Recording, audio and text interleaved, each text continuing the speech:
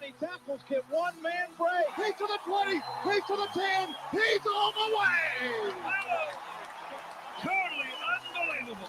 It's game day in Lincoln, America, and this is the A1 Automotive Ticket Tailgate Pregame Show. The A1 Automotive Ticket Tailgate Pregame Show is powered by Select Plumbing, Raising Cane's, Advanced Medical Imaging, Elway Power Sports of Lincoln, Currency, and the Kindler Hotel. Come on. Get up and get loud, Husker fans. The A1 Automotive Ticket Tailgate Pregame Show starts now.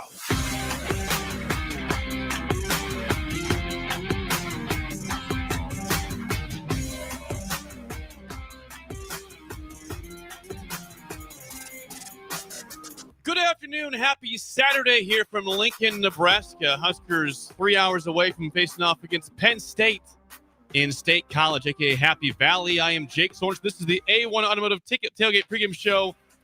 Always honest answers. 2 locations, 11th and 0, also at 56 and Pine Lake Road, Yankee Hill Road, We are joined now by Steve Sipple, all the way from Happy Valley. Sip, good afternoon. First things first, how was the Airbnb last night? Everything cool, everything clear for you in Happy Valley? Yeah. Gotta check it out. You gotta make sure. Yeah, we're just in a sort of a little tucked away neighborhood. Okay. In State College. It was fine. It's interesting to stay in an Airbnb. It's much different than a hotel experience. I saw the picture of the bed that you were in. Yes, that's interesting. I slept in a bed, which it was comfortable. I slept really well, so everything's fine. It was kind of fun. They get, the guys bought groceries, and I've eaten way too much. No such thing on the road. Come on, it's a vacation. Well, it's a working vacation. The highlight, Jake, is the weather. I mean, it's perfect. There's no wind. It's sunny. I went to the park with just a t-shirt on. Wow. So yeah, it's beautiful. It's gorgeous. No wind. Well, no wind. just so you know, here in Lincoln, Sip, it's 62 degrees here. I got a t-shirt on as well. Mowed the yard this afternoon with just comfortable. Yeah, it's probably a little warmer there than here. Okay.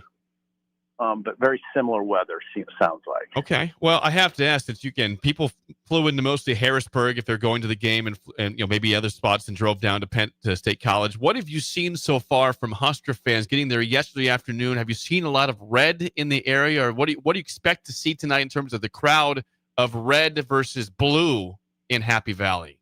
I know.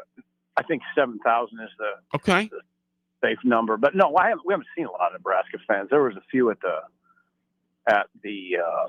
we went to Kelly's Steakhouse last night, and there's a few there.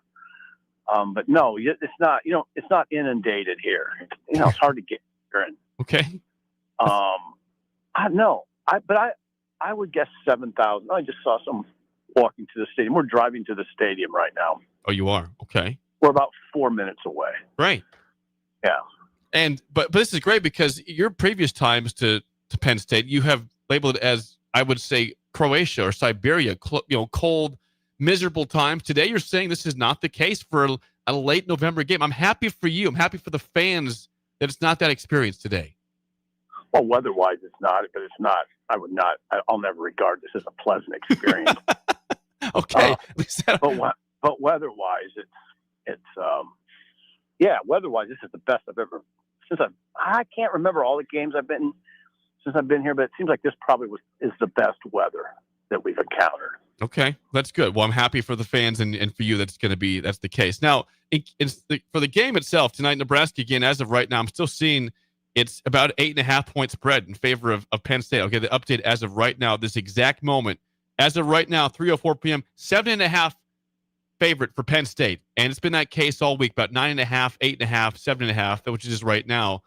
I'm curious, Sip. Now, we talked in the show about this all week long. As you've gotten closer to game time and talking to media and fans out there, are you still surprised at how big that spread is, or do you think that it's that for a reason tonight? I'm not surprised. I mean, I think Nebraska as a program is still very much improvement mode. This is still a Penn State team that was projected to be a national title contender. It has sure. a lot of those same guys. I've been of that mind all week. I know there's pushback to that, but I don't quite understand it. They haven't played that well. They really didn't play that well out of the gate. You go back to those first 3 games they played, and everybody was kind of scratching their head like, what's wrong? Yep. What's wrong with the state? So they've never really gotten it together, but they did, obviously you watched the Indiana game. It was arguably the best game of the college football season. And they followed that up with a pretty strong performance at Michigan State, 28-10, and they ran the ball really well, 182 rushing yards in the second half. So they flexed, and I think they feel pretty good. But what I've heard, Jake, is they're playing for this interim coach, Terry Smith. I think you've seen this. It's fairly common, almost cliche, that a lot of those guys want him to be the head coach. So they're playing for him. To answer your question, no, I'm not surprised. I'm not surprised it's 7.5. Again, I just kind of go back to Nebraska has to prove to a lot of people that it can go win a game like this, close a game like this on the road. I'm looking at, we're just pulling up on the stadium now, and it's a monster stadium. This is a monster. And I don't know what kind of crowd's going to be here, but I imagine it'll be pretty good. And you got to wrestle all that down. It's not easy. So, you're doing it with a freshman quarterback. Trying to do it with a freshman quarterback. Well, and I think also, we mentioned this on the show too, but a problem that has faced Nebraska, not just last year, but for a decade really, has been an issue of winning in November. And that comes down to a lot of toughness. They've had good teams that just have not been maybe mentally tough or physically tough. And that's why you've lost so many times to Iowa and Wisconsin in November. Now, this is a chance. You lost to USC, of course. That was unfortunate. But then you beat UCLA, who's not a physical team. But now you've got 2 games against Penn State and Iowa, and your first chance tonight for Latif to say, listen, I'm going to non-California weather. I'm going to a team that, yes, they're 4-6, but as you said before, Sip, preseason number 2, expectations to win it all. Like, I have a chance on a national scene to prove that I'm good enough and that our team is physical enough. Like, that has to be a prevailing story in the locker room and practice all week, does it not? Yeah, it does. 100%, because of what the storyline is, which is Penn State. Now, Jake, you don't know for sure what's going to happen, but for all I know, Penn State will come out throwing like Ferentz did against USC and try to surprise Nebraska. But I think, the prevailing thought is the one I'd stick with, which is Katron Allen, Singleton. There'll be a lot of number 13 and number 10, and it's not fancy stuff, Jake. They just try to hammer away at you. Those guys aren't really home run hitters. They're not fancy running backs. If you've ever watched them, we probably have. They're kind of grinders, or tough inside runners. They can get outside and hurt you, but they're, so yeah, it's a game where the front 7 for Nebraska has to really bow up.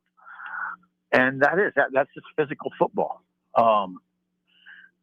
So yeah, no, you're exactly right. And then there's that other part of it, which is I think Nebraska will come out and acquit itself well for most of the game, but it's the fourth quarter, Jake. I mean, how are you holding up against the run in the fourth quarter as your bodies are tired, you're mentally tired. They're trying to push for a strong end to the season. The fourth quarters, again, is what it's all about to me, not the first 3. Well, but I think also for Nebraska's sake, again, last year, of course, you get up the monkey off your back, you make a bowl game, winning a game in November against Wisconsin to get there.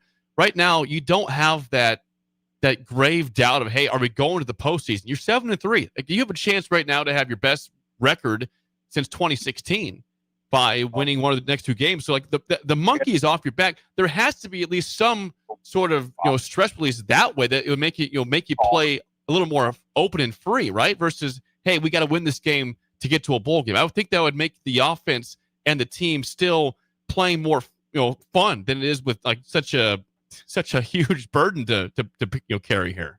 Yeah, I think that's true. I do think I don't think there's enough been made of that, probably, Jake. That they do have some leeway. It's not. We're not in a do or die situation at all. Now they're trying to grow as a program, and this is a growth game. That's the way I look at these last 2. There are chances for Nebraska to show discernible growth that is easy to see and point to. And wow, you went to Penn State. Even Penn State that's down, you went there and won. Okay, now you're set up. You can certainly play with Iowa. But yeah, no, I think you're right. There's not a ton of pressure. It's mostly internal, probably. So yeah, I mean, I think there is something to that. Yeah, and you mentioned earlier, Sip, the fact that Terry Smith, the interim coach for Penn State. Now, I was told Bill on Friday when you weren't here on the show that I follow a former Miami Dolphin great, Penn State receiver O.J. McDuffie, made a 5-minute speech about in terms of why Terry Smith should be the guy going forward. And I'm seeing that from a lot of Penn State guys, not just the current players, but the former ones. And I just I would be surprised if he is the guy that they retain for next year. But it does say something about the fact they are fighting for him. Oh, 100%. I mean, that's motivation. You know how that goes. We've seen it. Remember, when Mickey was here, Mickey Joseph. You saw guys fought for Mickey, and it made it. And it. Thank you. It did make a difference. That does. I mean, I know. I kind of dismiss Terry Smith as a viable candidate, but it doesn't mean that in the moment, right now, which is what matters. Yeah, the kids are playing for him, and a lot of those guys are young guys. They don't really understand that the way it works. AD's not looking to an interim usually for the main job, going forward. But yeah, for tonight, it's meaningful. I think it is meaningful because mindset's huge this time of year, right? It's November. You're tired. Everybody's kind of tired. People are kind of grouchy. And, you're looking for edges like that all the time. Now, when we had the pregame show here in Lincoln on November 1st when Nebraska lost to USC, you and I both talked here in the studio about the key to victory for that, which didn't happen, was that Emmett Johnson needed about 30 touches. Well, he had 29 carries in that game, and he was not the reason why they lost. He was great. Tonight, a path to victory for Nebraska. Do you see it, Emmett, once again in the upper 20s of carries, or do you see Latif get more involved in the run game as well, which we've not seen a lot, again, with Dylan Raiola all season? How do you see that picture? No, I think that picture is much the same as it's been the last 3 games, which is 28 carries, 27 carries, 29 carries, maybe not in that order, but I think you load him up and get him probably 30 plus touches, probably throw it to him 3 or 4 or 5 times too. He's your best offensive player, Isaiah Hunter right there. But no, I think that's what you do. Now, yeah, there is, the QB that can run affect that conversation. That is an interesting discussion because we thought we'd probably see more of that against UCLA, right? But yes. Latif ran just 5 times for 31 yards. Will you see a little bit more? Wow, we'll watch. Hold on a second. I hear some crowd around you right now. Yeah, we're walking through fans. Kind of crazy. Will we see Latif run it a little more? I don't know. We didn't really see read option much, right, against UCLA. No. Maybe we'll see a little bit more of that. I don't know. I just know Emmett's healthy and ready to roll. Yeah, and we mentioned all week long that the run defense for the Penn State has not been great. Now they're a highly ranked defense in general overall, but run defense they're not great. So there's a chance for both Emmett and Latif to have some success on the ground, and to honestly expect that to be the case. Yeah, I wish there was somebody else you could point to. I guess right now that's what you got. I just wish one of those other backs would kind of emerge. Maybe you see that tonight. Be it Mosey or Mekhi Nelson. It'd be nice to see 10 carries and 35 yards from one of those guys, Take some pressure off those 2 other guys. And how is the pressure with Latif? I don't know. You got to deal with number 33. That's not going to be easy. That's definitely, you got to be on people's minds as you go into this. But I think Nebraska's ready. Jake, I think it's going to be another close game.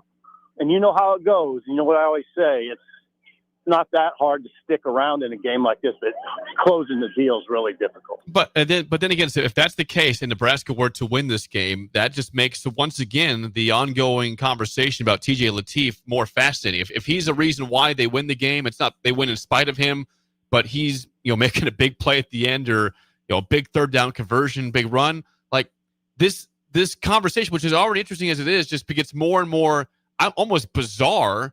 Is it uncomfortable? How would you describe that conversation if that were to happen? Well, I just think that decisions get harder.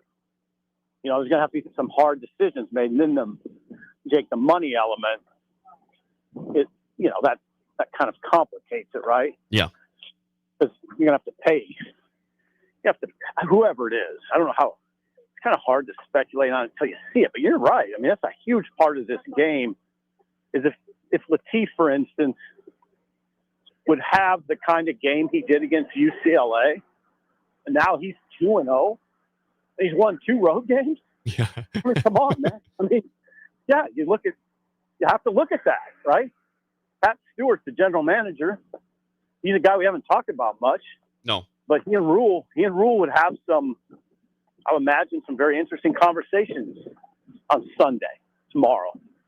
So, yeah. No, but again, if that's uncomfortable, but it's good. Like, Nebraska needs that kind of competition. If this program wants to go to the next level, become a playoff contender, or at least a top half of the conference, you're competing for a top 3-4 team in the league. Like, you got to have a quarterback that can do that, and Dylan might be able to. But Latif could prove that he can with, like you said, back-to-back road wins. That you want that conversation to be uncomfortable on Sunday.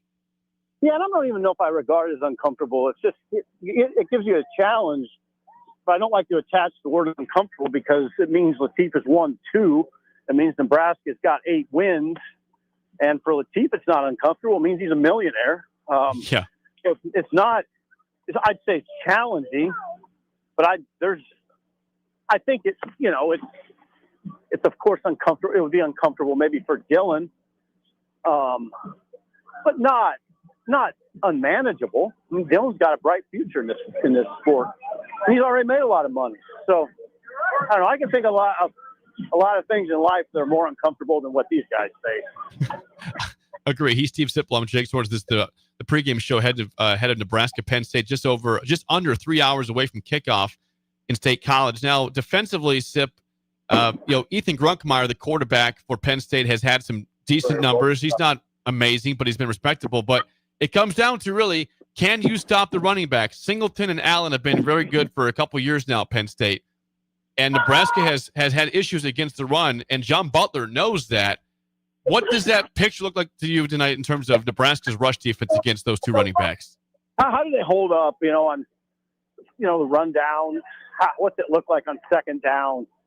Are they getting 6, 5, 4, 7 on first down? How are you holding in there against 2 big backs, too? Are they falling forward for yards all the time, It's Katron Allen is the main guy. He's got 917 rushing yards. He's averaging 5.6, I think is the number. He's the better of the 2, or he has been. Singleton's 3.9 a carry, and he's 416 yards, I believe. But they're a good duo. What I emphasize is they're tough runners. They're not little guys. One's 217, one's 220. They're hammers. They're guys that you like to see in the Big Ten. So, yeah, I don't know.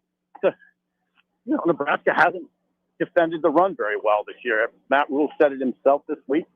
They defend pretty well as a whole. They just don't hold up against the run that well. So that's the game. That's what we're talking about. I mean, Michigan State ran it. You heard Rule this week. He wrote on the big board in the meeting room.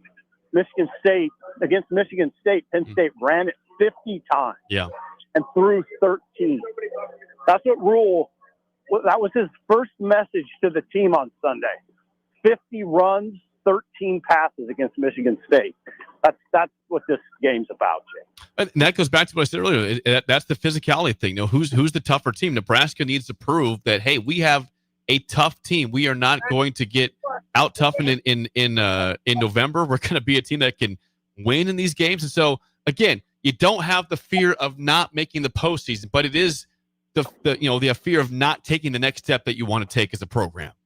That's it. I mean, and come on, man. You watch these games on Saturday. These teams are so physical up and down the line. You want to be that. You want to be like that.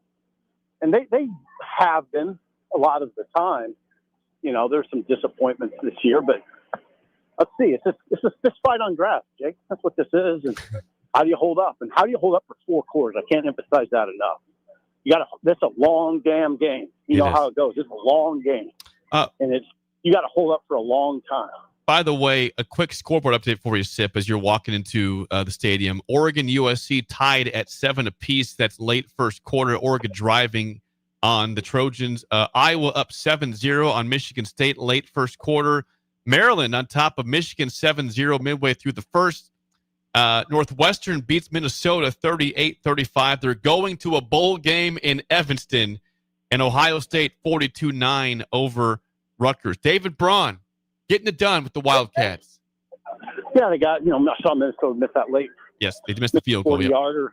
Guy hooked it. They got out of there. It's a good win for Northwestern. You notice that Wrigley Field didn't have many people, which tells you Michigan brought a lot of fans last week. Yeah. But yeah, that's a good win for Braun. Braun's done a good job there. Other games tonight, Illinois at Wisconsin. That's at 6:30 in BTN. Illinois 9.5-point favorites. Washington at UCLA. Washington 11.5-point favorites. 9:30 on NBC for that kick. One element to discuss still, Sip. Special teams has been great all year for Nebraska. You expect a close game. They'll be important again tonight for a victory. What's that? Say that again? I said special teams has been really good all year long. If it's going to be a close game, Nebraska will need that unit to be once again be strong as it has been all season long. Well, yeah, Penn State blocked 4 punts this year too. That's something to watch. They blocked one. Number 33, Dennis Scott has blocked 3 in his career, I believe. But they've blocked 4 this year, so that's definitely something to watch. Now, kickoff returns, Nebraska has a huge advantage. Average 34 yards per return. Penn State only averages 17. No, I don't think you're going to lose the game on special teams, but it would sure be nice if you could win 2 of the main phases. If you can win special teams and offense, you probably got a really good chance to win the game. That indeed. Before we get a pick from you, Sip, real quick, you have been in Happy Valley since yesterday afternoon. Any conversation from the locals about Matt Rule and his homecoming today to State College? Not a lot. But I haven't seen a lot of locals because we're at Airbnb. Away from the people. Yeah, we're isolated. I know you are. It's been odd. It's really been odd. You're just away from everything. So no, I haven't heard anything from the locals. Gotcha. I was kind of concentrating on Husker hoops last night. Yes. How about Husker Hoop? Big win over K-State. That's a 6-0 start. 3 straight impressive wins over Oklahoma, New Mexico, and Kansas State. They look pretty damn good. I gotta say it right now. I'm impressed. It looks like he has a team. They're that's a good team they beat. Yeah, plus Kansas State's not bad. They're not world beaters, but they're good. I like that. Brett's got good team with good chemistry. They got some swagger. Yeah, they got some swagger. They went and got Sanford, and that looks like a great acquisition. And Rink is back, man. He's good. Yes, fun game. Before you go, Sip, what is your official prediction? Nebraska 7.5-point dogs. Do they cover and win? Do they cover and lose? What do you think tonight in Happy Valley? I think they can close it. I think it's going to be really difficult, though. There'll probably be a situation where the young quarterback will have to do something that Dylan's done a couple times. Orchestrate a late drive, complete some passes that are difficult with pressure on him, throw it into some small windows, do some things that make you kind of go, wow, okay. He's going to have to do that if they're going to do it. But I like Nebraska. I'd take them 31-27. I think you're a little high. I think Nebraska does win this game. I'm usually pessimistic. I like the way this team's playing. I like the fact they don't have to worry about making a bowl game they're already in. Give me Nebraska 1-point win, 24-23, and a happy flight home for Sip tomorrow. All right. Yeah, it'll be. I think the bottom line is, Jake, it'll be close, and he's got to close it. I can't. I know I said it 7 times because I can't really emphasize it enough. You got to close this baby out. Well, Sip, enjoy the game. Thanks for calling in, and we will see you on Monday.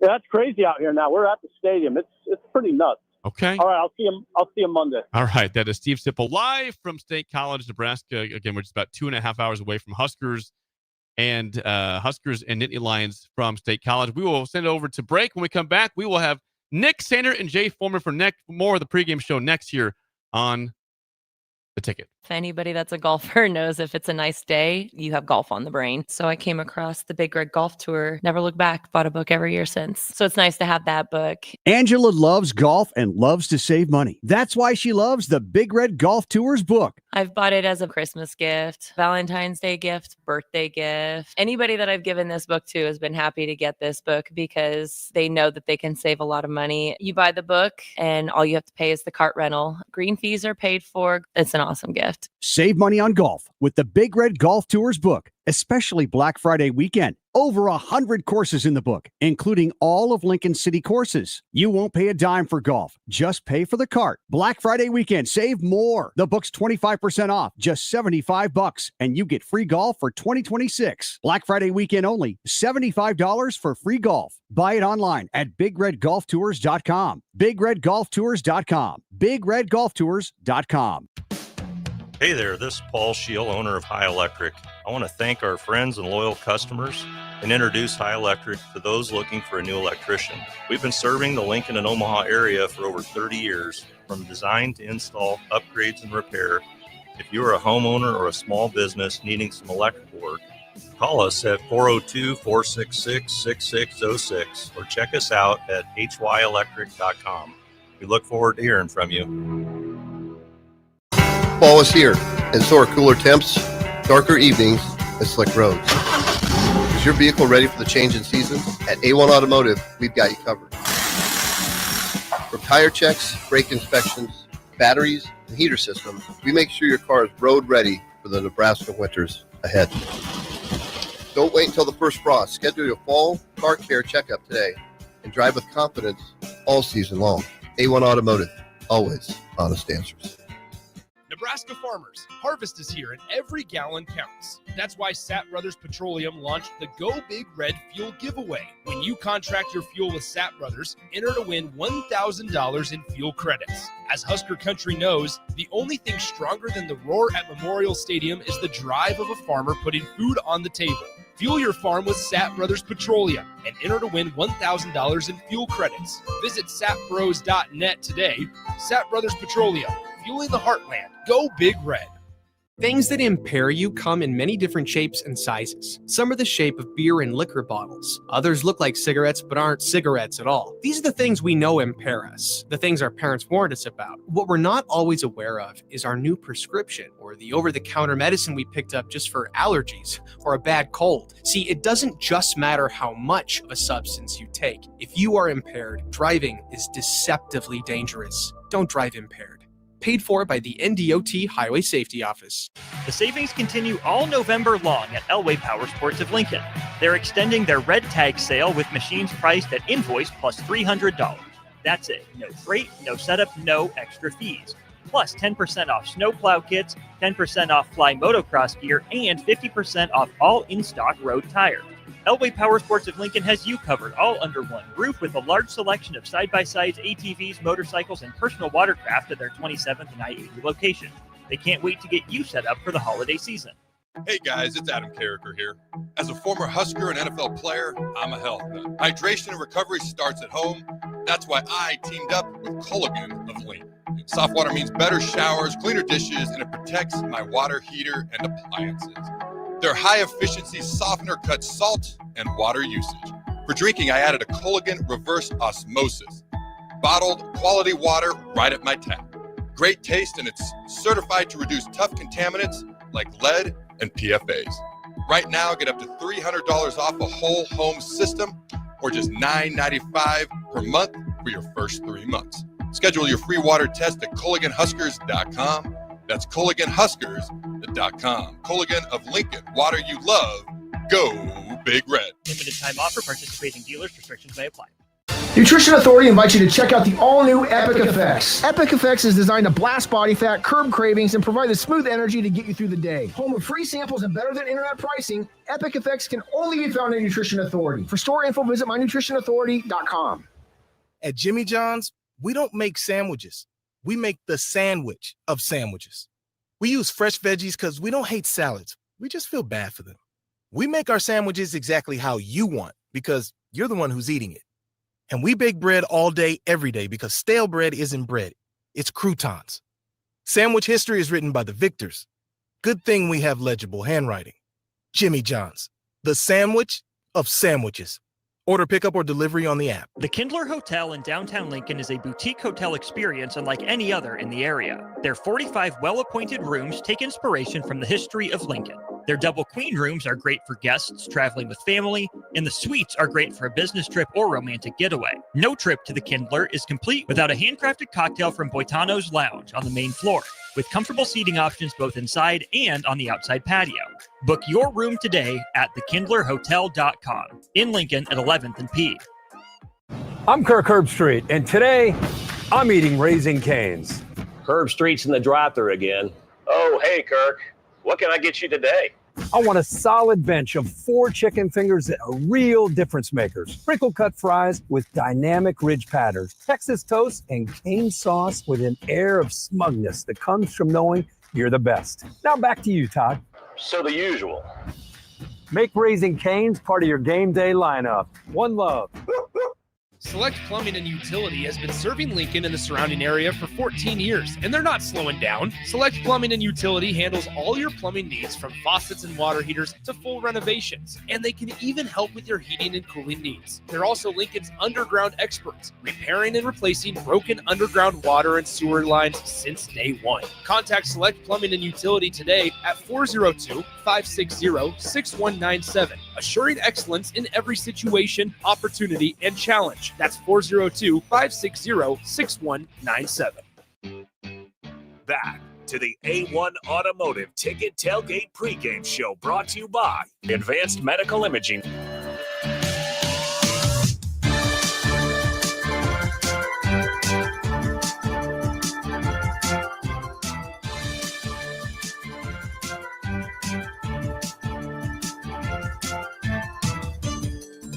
Welcome back in. It is the A1 Automotive Ticket Tailgate Pregame Show here, 93.7 The Ticket, theticketfm.com. I did. Here from our downtown studios, 1040 O Street in Lincoln, as we get you ready for Nebraska and Penn State. This segment on the A1 Automotive Ticket Tailgate Pregame Show brought to you by our friends at Advanced Medical Imaging. AMI Surgery Center offers compassionate, patient-focused care and provides outpatient surgery services, making it possible to have non-emergency surgery and return home the very same day. Call them today, 402-261-1085, or you can go online to amimaging.com. Jay Foreman, good afternoon, my friend. It's a big opportunity ahead for the Huskers out in the beautiful state of Pennsylvania and the very dormant town of State College. Massive opportunity. That seems to be the buzzword of the day. Yeah, I mean, it's I call it a helmet sticker game. You know, you're going to be able to, hopefully if everything goes right, beat Penn State. It's another great opportunity. You're on national TV, so you're playing prime time. It's going to be a great atmosphere, and like you said, there's plenty of opportunity. And you can, rather than saying, "Oh, we can prove people wrong," you can prove yourself right. Everything you've been saying in the off season, you've been built for this. You kind of, have the bye week at an odd time, but it probably comes at a good time considering you're transitioning new quarterback in. And you're coming off a confident win at UCLA, and it's really to show some mental toughness as well. I think let's talk about that UCLA game because it happened, 2 weeks ago now, and some might have forgotten the way it kind of played out. We know that the headline was obviously TJ Latif's ability to go on the road and kind of settle things down. Emmett Johnson was spectacular, but one thing that I think is going to need to really show up tonight, Jay, is Nebraska's front four. And the low-hanging fruit all week has been Nebraska's got to stop the run. You know what they're facing on the other side in Katron Allen and Nicholas Singleton. But this feels like a game to where if Nebraska is getting off the field on third down and is keeping Penn State behind behind schedule, if that is, because, Katron Allen averaging about 5.5 per carry. If Nebraska can consistently get Penn State in those 2nd and 7, 2nd and 8s rather than 2nd and 4, then I think a big reason why is going to be a guy like Keona Davis. That's somebody that I really look at and identify as, if Nebraska wants to play this complementary football that we love to talk about, offensive and defensive sides, It's going to be Keona and Riley Van Poppel more than anybody else on that defense, in my opinion. Yeah, it's going to be that D line and that the front seven have got to play. To be honest with you, the best game they played all year. Yeah. And you can take confidence from UCLA, but this rushing attack of Penn State is significantly different, right? And you have 2 NFL caliber running backs and a pretty big, massive offensive line that has a lot of continuity. And they're going to do everything possible to try to protect their young quarterback that's just been starting for a few games, that's playing with a lot of confidence himself. And so this is a game, you talk about complimentary football, and when you think about it, it's not just in one game. It's throughout the season. So take the 2 scrimmages out of it with the Akron and Houston Christian. Well, then you look at Michigan State or Maryland first, Michigan State, where the special teams have kind of led the way. Cincinnati was kind of just 50-50. It was kind of the 50-50. And then you maybe say, okay, UCLA, the offense got going. And there was the other games that the offense, when Dylan was playing, they got going. You know what I'm saying? Well, this is a game really where defense has got to be that unit all game. And it's a great opportunity for me. And the reason why I like how you pointed out Keona Davis is because it's a very big physical offensive line. They're not as quick and fast and athletic as USC or even maybe UCLA, but what they do well, especially out of one back. And so Keona Davis with his hopefully with his strength and quickness and being able to penetrate and then make plays and run, you can have a great day at the office. Along with obviously Van Poppel and all those other guys that get in there, but then also they have to be really, really good on the edges. You got to set the edge, and then more importantly, everybody has to tackle well. So obviously, and Matt Rule said it, the Nebraska's got to be better at stopping the run. That's been the thing that's been, I think, overemphasized this week. In your mind, what is something that we're not talking about enough that Nebraska needs to do tonight? Because obviously to use the phrase low-hanging fruit again, it's Nebraska needs to run the ball well because that's their strength right now, especially with Emmett Johnson coming off of a week of rest where you expect him to once again be ready to touch the ball 30-plus times tonight. You're probably going to need him to. But then on the other side of the ball, it's Nebraska needs to stop the run. What's something that's not being discussed enough? Is primarily, or be honest with you, they need to come out of this game, defensively, and then on the flip side, offensively, you have to eliminate Penn State's explosive plays through the air. And if you watch them against Michigan State last week, or where they got explosive, running the same play, but it's a very easy passing tree in concept where they can, if they catch you in the right defense, they're setting you up for a big play. If you watch them against Indiana, where it led to their comeback, and actually they had the lead up in to a minute left or whatever it was, maybe even less than a minute against Indiana. It was like less than 15 seconds when they snapped it. You saw the aggressiveness in the pass game, and it was strategic. So that's letting you know you cannot. Yes, you have to be focused on stopping the run, but as a defensive back or a secondary player, and let's just say a complementary player like a nickel or whatever they do, you can't fall asleep because they have actually capable receivers that can get behind your defense and obviously score big. And then once if they are able to score a couple big touchdowns, then they're really going to lean on that offensive line, that running attack. Yeah, there's a couple of other leading receivers, both transfers this year. They had to kind of revamp their wide receiver and pass catching room, I guess. And that includes tight end. Obviously, Tyler Warren moves on last year. Julian Fleming, who was a Nebraska target when Nebraska was talking to not Will Howard, but Kyle McCord was certainly a piece and a factor last year for Penn State. This year they have a couple of transfers that are fifth year guys that they're kind of leaning on in the pass catching game. Okay, so to the casual fan, right, it's easy to look at this game and preview it and say, all right, Nebraska, all you got to do, load the box, rush run blitz, because everybody loves to say that, and leave your stronger unit, which is your defensive back, statistically at least, leave them on an island, right? And say, okay, go make some plays, DB group. Is it that simple? Like, is it that simple for John Butler where it's, hey, just load the box, bring the pressure, try to get to the running backs in the backfield as quick as you can, and if they beat us over the top on one or two plays, so be it? I mean, in majority of the game, yes, but also you can get to that outcome by not being so, risky, as far as you can play some zone and do that. You can play some matchup zone and still be plenty aggressive on their outside receivers and their, obviously, their tight ends and all that stuff. You just got to go out there and play. I think, and yes, you have to stop the run, and you'd like to say, okay, Marshall, you got him. Jones, you got him. Sierra Wright, you got him. And we'll keep one safety back, and we're going to play 8 men in the box, and we're going to, we're just going to just see if we, just try to overpower them, overpower you, and then just make you beat us for 4 quarters doing that way. Well, they have capable receivers, and the quarterback obviously has shown that he has a capable arm as well, and so they are more aggressive. This is what you have to be wary of. You have a team with their back against the wall that has a little bit of confidence off of a national loss against Indiana and going on the road and validating what they did the week before against Michigan State. This is their last game at home. They are trying to show the pride of Penn State for whoever's going to be their coach. So you have to be wary. They're not going to necessarily throw for first downs. They're trying to throw for touchdowns. And they rallied around their head coach or interim head coach. And primarily, defensively, you want to really keep it simple. You want to match their aggression. You want to see how much they really want to play, because they might be trying to just rely on the, home field and the crowd getting behind them. But ultimately, this is going to come down to who wants them or who's going to make some plays.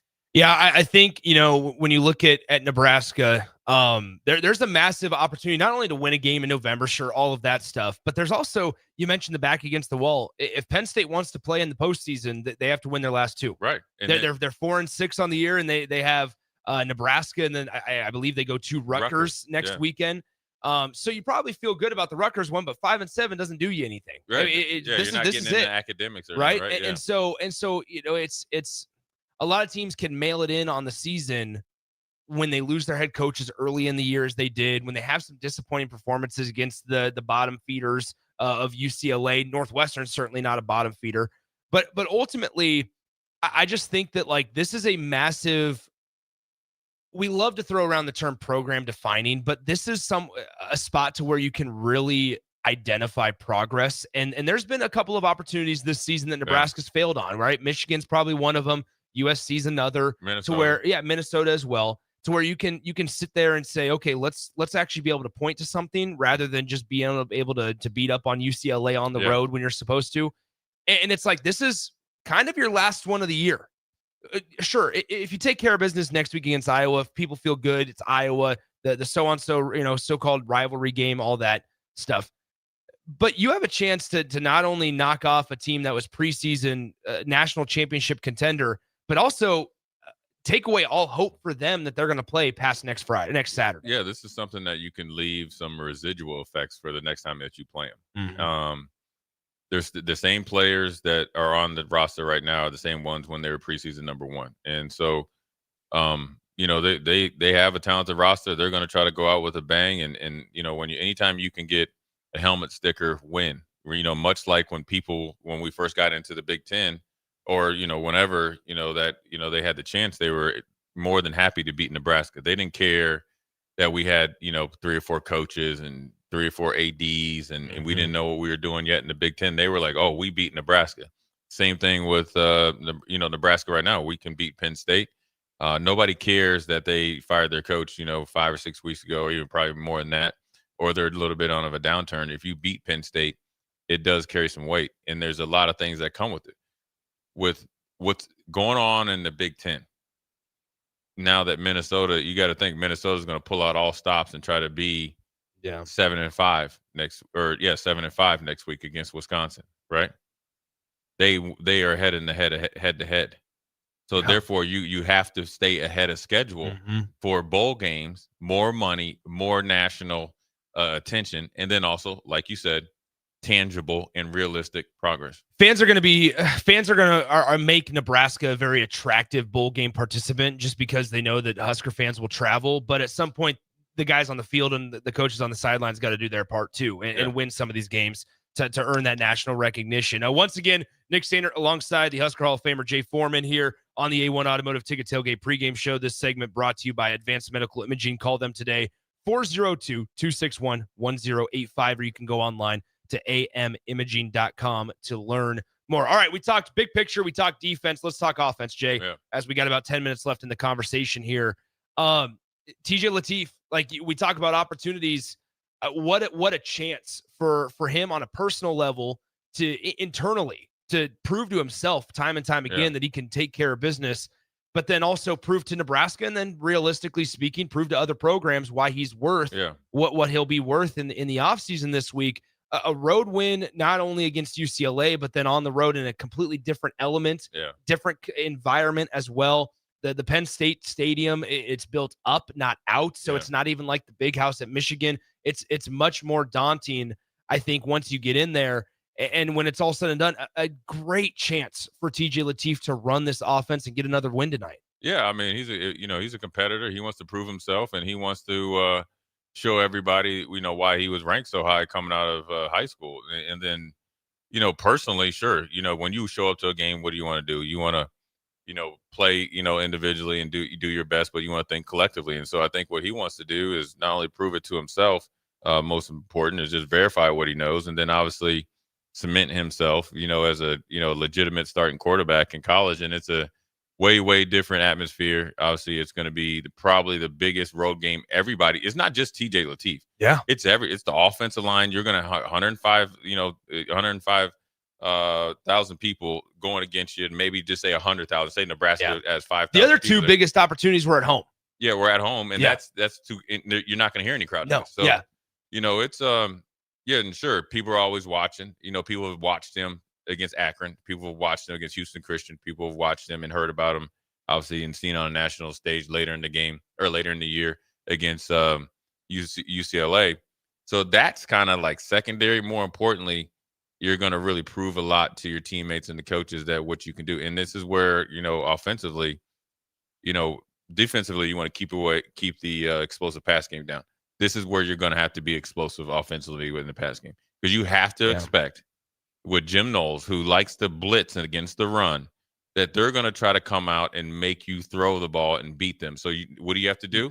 Keep them off balance, controlled passing game, and then get to your running game maybe a little bit later. Absolutely bizarre stat line over the last 5 games. Ja'Cory Barney has 55 total receiving yards over the last 5 games. I mean, just a piece that, as good as Emmett has been, there are pieces of this offense that either haven't been drawn up successfully. And that's, I mean, I guess that can go officially as a criticism of Dana Holgorsen, to where there are pieces of this offense, and by pieces, I mean skill position guys, that are kind of non-existent. And part of it can be the way it's drawn up. The other part, obviously, like against Minnesota, I was there. I know you saw this as well. Guys just didn't get open, could not get open. And so at some point, you got to figure out, when we talk so much about complementary football, we can talk about it offense, defense. We can also talk about it in terms of coaches and designing and play calling, but also complementing that with guys' ability to get open and their ability just to go play, as you always say. Yeah, I mean, really the biggest opponent for Nebraska is the guys that are going to be in that locker room. They handle their business, everything else will be okay. And then it does take some personal responsibility. You got to have some pride about yourself. You're going up against, be honest with you, Minnesota defensive backs were average at best. They were okay. This is going to be probably the most tightened up defense you're going to play. Veterans made plays. They tackle well. They don't get fooled by much. So you're going to have to go out there and earn your bacon today. And so they're got to make it. And you should take pride on yourself is that, we got a freshman quarterback still. In coming off a bye week, we got to set the standard and the tempo at all the skill positions, and then obviously on the offensive line as well. Yeah, I mean, one piece that you kind of just not glossed over, but mentioned briefly was the fact that Jim Knowles is the defensive coordinator. That's a storyline we have not talked about at all. People see the 4-6 record and think that Penn State is just a dumpster fire and it's such a horrible spot. And I'm not trying to color them up and say, hey, the Penn State's a real good team like that. Everybody's got their flaws, sure, but this is also the coordinator that they're paying multiple $1 million for, swayed him away from Ohio State and led the defense of the national champions last season. And so I just, once again, there's a lot that we have not touched on and we've just kind of glossed over, because the biggest storyline has been Nebraska's got to run the ball and they got to stop the run. That's been the biggest thing. Let's talk key players in the last 5 minutes or so here. Let's talk defensive side first. Let's revisit that. Who needs to have a big game? What group needs to have a big game for Nebraska to get the job done? This is a game where the linebacking group, all of them, have to be each well above 6-7 tackles, and somebody one of them has to be double digits. The other one has to be close to 8 tackles, and then if they rotate, I think 3 with Watson, Trent, and all that, then he needs to have 6. This is a game where you're going to get a ton of action. Jason McCullough is back healthy. So those guys that play that stack linebacker position have got to win this game, and you got to tackle well. You got to fit against the run. You got to get off blocks. You got to cover. There is no fair dodging in this game. And so that's a group that has to play not only good, they got to play excellent. Well, as a fellow linebacker, what did you see from Dylan Rogers? That's been a guy that's certainly gained traction these last couple of weeks. Somebody's waited his turn. He's from the state of Texas. Was recruited, I believe, by the previous regime initially. And so ultimately just has been able to stick it out. And Matt Rule preaches time and time again, like, hey, these things happen if you just wait it out. We can put all the current day of college football aside, just from a football standpoint. What'd you see from Dylan Rogers? Well, you see an improvement. And I think, originally he was recruited as a middle linebacker, and then he transitioned to kind of that jack position. He was a big, tall, strong kid. And I think, he obviously has been working on his technique, and he didn't look out of place, and he was able to provide that bull rush and get some, secondary pressure on the quarterback. And I think that's good because you're getting a guy that, was in transition in my linebacker, my outside. Now he's found a home. And it's good to have him because even though Deshaun McCullough is, coming back, he might need to be spelled, but you always feel confident having that guy coming in and playing. Offensive side of the ball, what are we feeling? Who are we liking to have a day today? Well, it's got to be the skill position guys. And that's all of them. Tight end, Lindenmeyer. The three-headed monster, with Dane Key, obviously Hunter, and Ja'Cory Barney. They got to come up big. Why? Is because you got to the known is Emmett's going to, he's going to show up and play hard. But you have to just forecast that they're going to try might be, besides Michigan, this is probably the best defensive line they're going to play. And probably a little bit more run stopping oriented than Michigan. So you got to think that's going to be a tough sledding. So you guys got to get open. You're not, they're going to give you the light box. So that means you're going to get favorable matchups. Ja'Cory Barney against the nickel, Dane Key against the number 1 corner, and Hunter against the number 2. And this is a game where I'll be real short here, Nick. This is where you can't just run routes, and say out, like you're 10% open. You got to get open. You got to separate, and you got to catch 50-50 balls. Is it easy to say? I mean, this is a game. This is going to be the coldest game Nebraska plays in. It's going to get cold quick tonight in State College.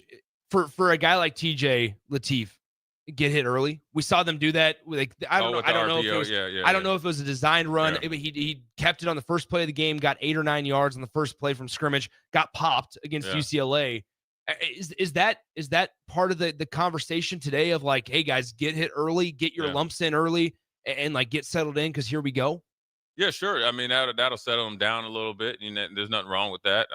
But I also think that they've practiced enough and they've done enough out there in the cold. And once you're out there playing, but I think anytime with a young quarterback, you just want to get him in the game. Sure. Maybe take a little. You don't want him to get rocked. Just get hit, get him into the game, get him a quick, easy pass, and then let him go off. Because I think once he gets in rhythm, he won't even recognize where he's at. I really feel like this is probably a game that it'll probably be a rather quick game, and not because teams are not because there's bad football being played. I just think that both of these teams, I don't see this being a game where one sideline that runs 50 to 60 or plays. Blowout. 60 to 70 plays. Like I think this is going to be right in the 40 to 50 plays. 50, I was thinking 52. Yeah, somewhere around there, to where it's going to magnify each play. Right. It's going to make each one more important.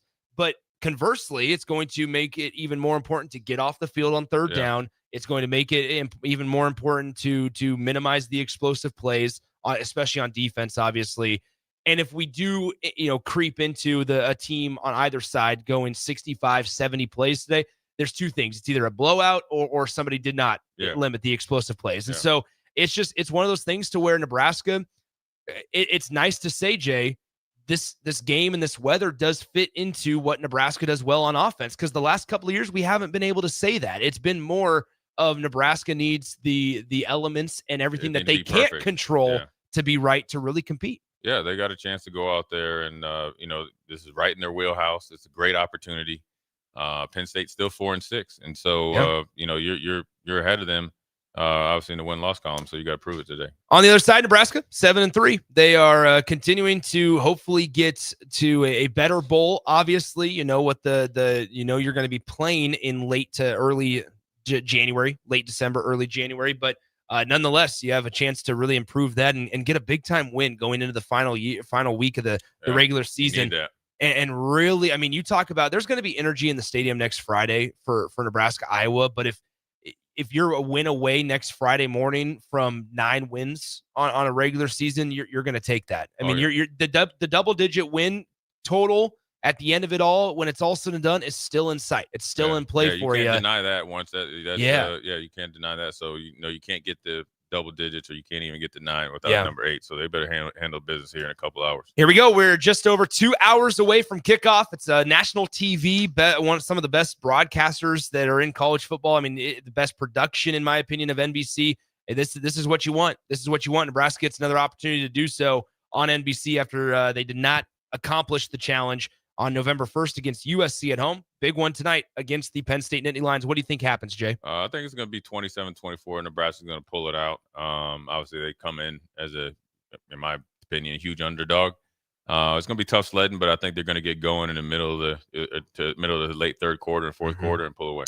There you go. I'm going to say a narrow Nebraska victory as well. I'm thinking somewhere along the lines of a 24-17, 24-20 type of game. It'll be interesting to see if they ask Kyle Kanana to kick what the wind does in that stadium. We remember back in 2013, Nebraska needed a last-second field goal from, I believe it was Pat Smith at the time to win that game.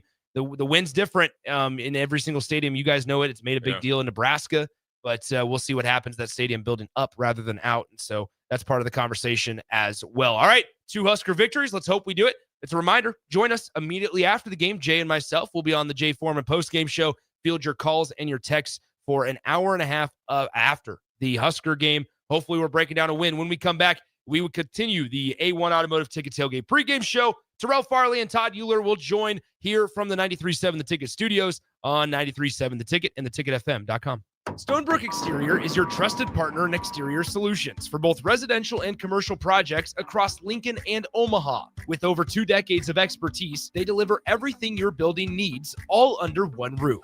From roofing and siding to gutters, wall systems, custom masonry, and metalwork, Stonebrook handles it all with precision, safety, and professionalism. Take the worry out of your exterior projects. Choose Stonebrook Exterior, where quality, safety, and service come together seamlessly. Visit StonebrookExterior.com or call 402-438-5559 to get your free quote today. Hey guys, it's Adam Carricker here. As a former Husker and NFL player, I'm a health nut. Hydration and recovery starts at home. That's why I teamed up with Culligan of Link. Soft water means better showers, cleaner dishes, and it protects my water heater and appliances. Their high-efficiency softener cuts salt and water usage. For drinking, I added a Culligan reverse osmosis. Bottled quality water right at my tap.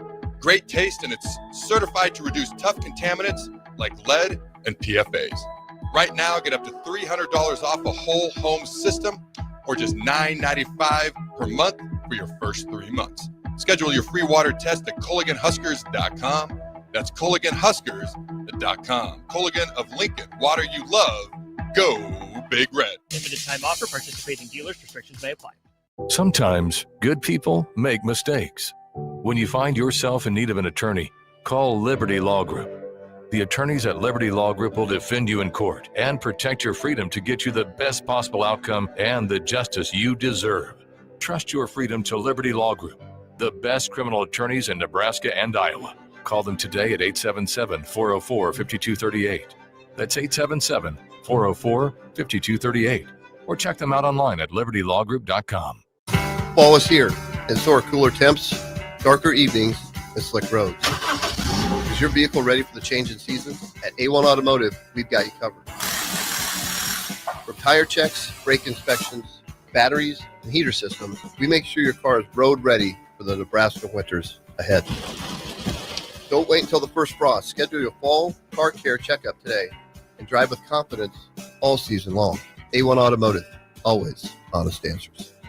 Things that impair you come in many different shapes and sizes. Some are the shape of beer and liquor bottles. Others look like cigarettes but aren't cigarettes at all. These are the things we know impair us, the things our parents warned us about. What we're not always aware of is our new prescription, or the over-the-counter medicine we picked up just for allergies or a bad cold. See, it doesn't just matter how much of a substance you take. If you are impaired, driving is deceptively dangerous. Don't drive impaired.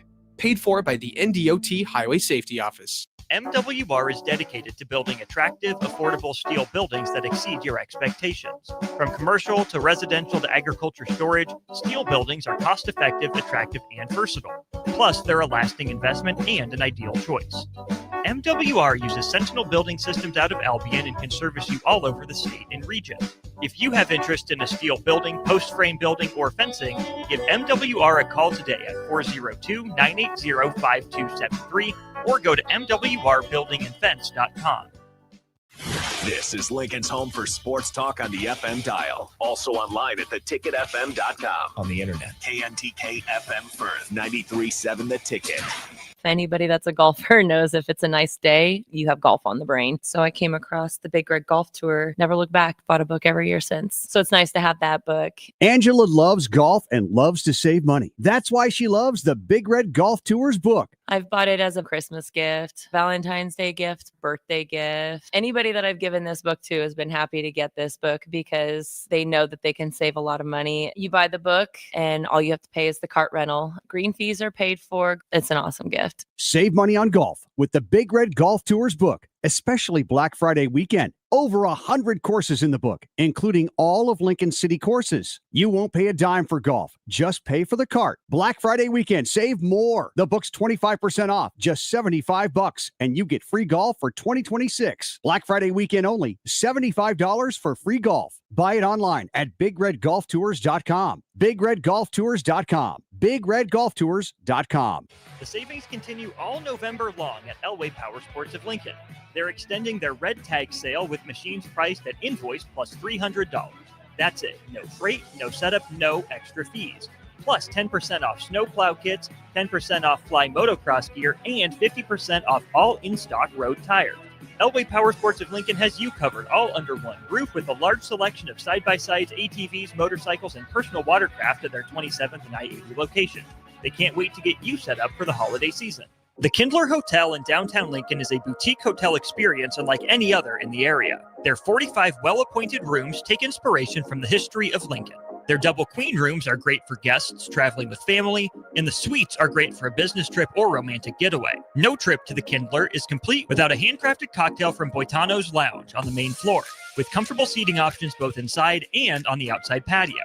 Book your room today at thekindlerhotel.com in Lincoln at 11th and P. Are you looking for an exciting new way to put your skills to work? Explore new career options in the fintech industry at Currency, a Sandhills global company. We offer full-time positions in financial sales, compliance, operations, and other fields. We also offer a 4.5-day work week, an attractive benefits package, and opportunities for advancement. Put your motivation to work and grow with us at Currency. Visit gocurrency.com/careers to learn more. At Jimmy John's, we don't make sandwiches. We make the sandwich of sandwiches. We use fresh veggies because we don't hate salads. We just feel bad for them. We make our sandwiches exactly how you want because you're the one who's eating it. And we bake bread all day, every day because stale bread isn't bread. It's croutons. Sandwich history is written by the victors. Good thing we have legible handwriting. Jimmy John's, the sandwich of sandwiches. Order pickup or delivery on the app. When the clock strikes 0 after every Nebraska football game, there's only one place to go for instant coverage. Tune in for the Husker After Party Postgame Show on 93.7 The Ticket for each game, win or lose. Call in with all your takes or text the show at 464-5685 and hear quotes from the players and coaches too. It's the Husker After Party Postgame Show. Sponsored by Anderson Ford and Vinnie Krikak of State Farm Insurance. Back to the A1 Automotive Ticket Tailgate Pregame Show on 93.7 The Ticket and theticketfm.com. Brought to you by the Kindler Hotel.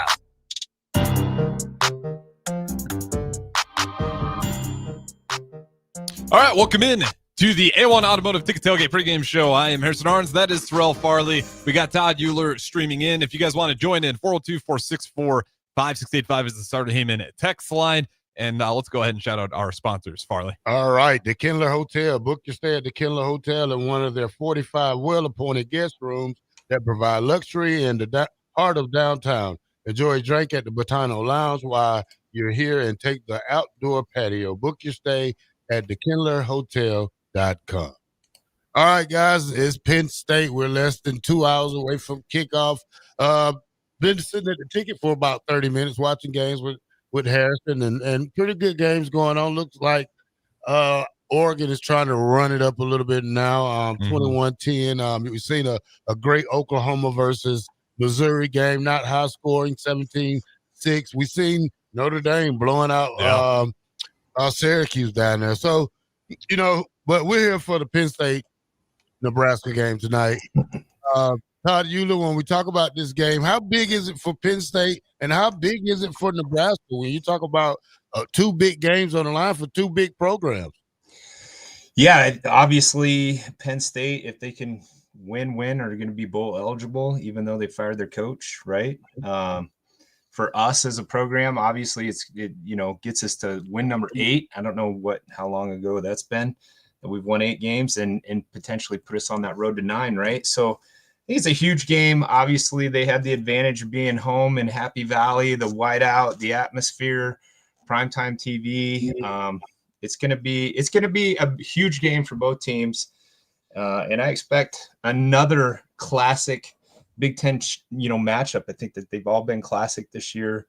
Besides, obviously, the laying the egg in Minnesota for us. So it's a huge game. It's going to tell us where we're at as a program, and going to answer a lot of questions about our second string QB, right? So, and we're going to have to stop some run at some point tonight, right? Because they're going to run it at us. So it's a big game. Yeah, when you talk about a big game, you talk about the guys like Katron Allen. You talk about the two-headed monster they have on their offense. When you say that they put both guys in the backfield at the same time, so that's going to be the difficult fault for Nebraska linebackers. We have to focus on 2 running backs instead of 1. I think that's going to create a problem. I think that's going to have a little confusion. The size of their offensive line, probably one of the best offensive lines we faced this year besides that US not UCLA, but USC. They had a pretty good big offensive lineman, but I think we played pretty good against that.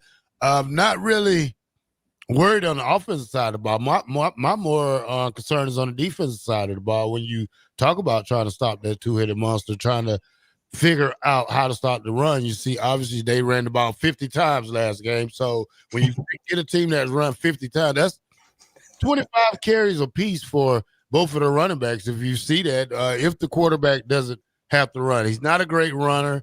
I think if we contain him, make him more just throw the ball, and we play great on the run, we have to keep containment now because we lost containment a little 2 times the last 3 games. So we really can't say that comes from practice is something that's probably stuck in your head, but you still have to practice losing containment, and that happens mostly during the fourth quarter of these games. Yeah, 100%. I'll hop in here. Let me put my face on screen here. It reminds me a little bit of, you remember Rutgers last year? Yeah. When they had Monungai? Yeah. And the whole game plan was like, if we can eliminate Monungai from being the X factor in this game, you like the Huskers' chances a lot more. I think last game he threw it for Penn State's quarterback, only threw it 13 times. Like, if they don't need to throw the ball, they're not going to. They're totally happy with giving it to Allen, who, his season's pretty kind of on par with Emmett Johnson's. He doesn't have enough carries. They're not giving him the ball as much, but you look at how many yards he's racking up. It's going to be, you stop Allen.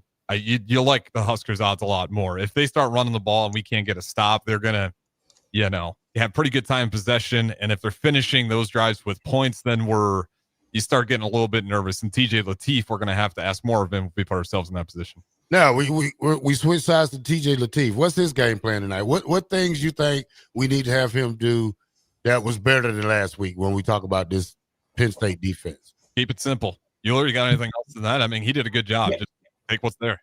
Yeah, absolutely. Keep the game plan simple. Obviously, hand it to Emmett. Throw it to Emmett.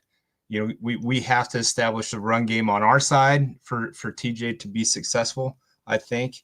And, you know, really, yeah, this is obviously 2 weeks ago at UCLA. That was a home game. Like, this is going to be a crazy environment, you know, a very proud school that still can get to a bowl game, right?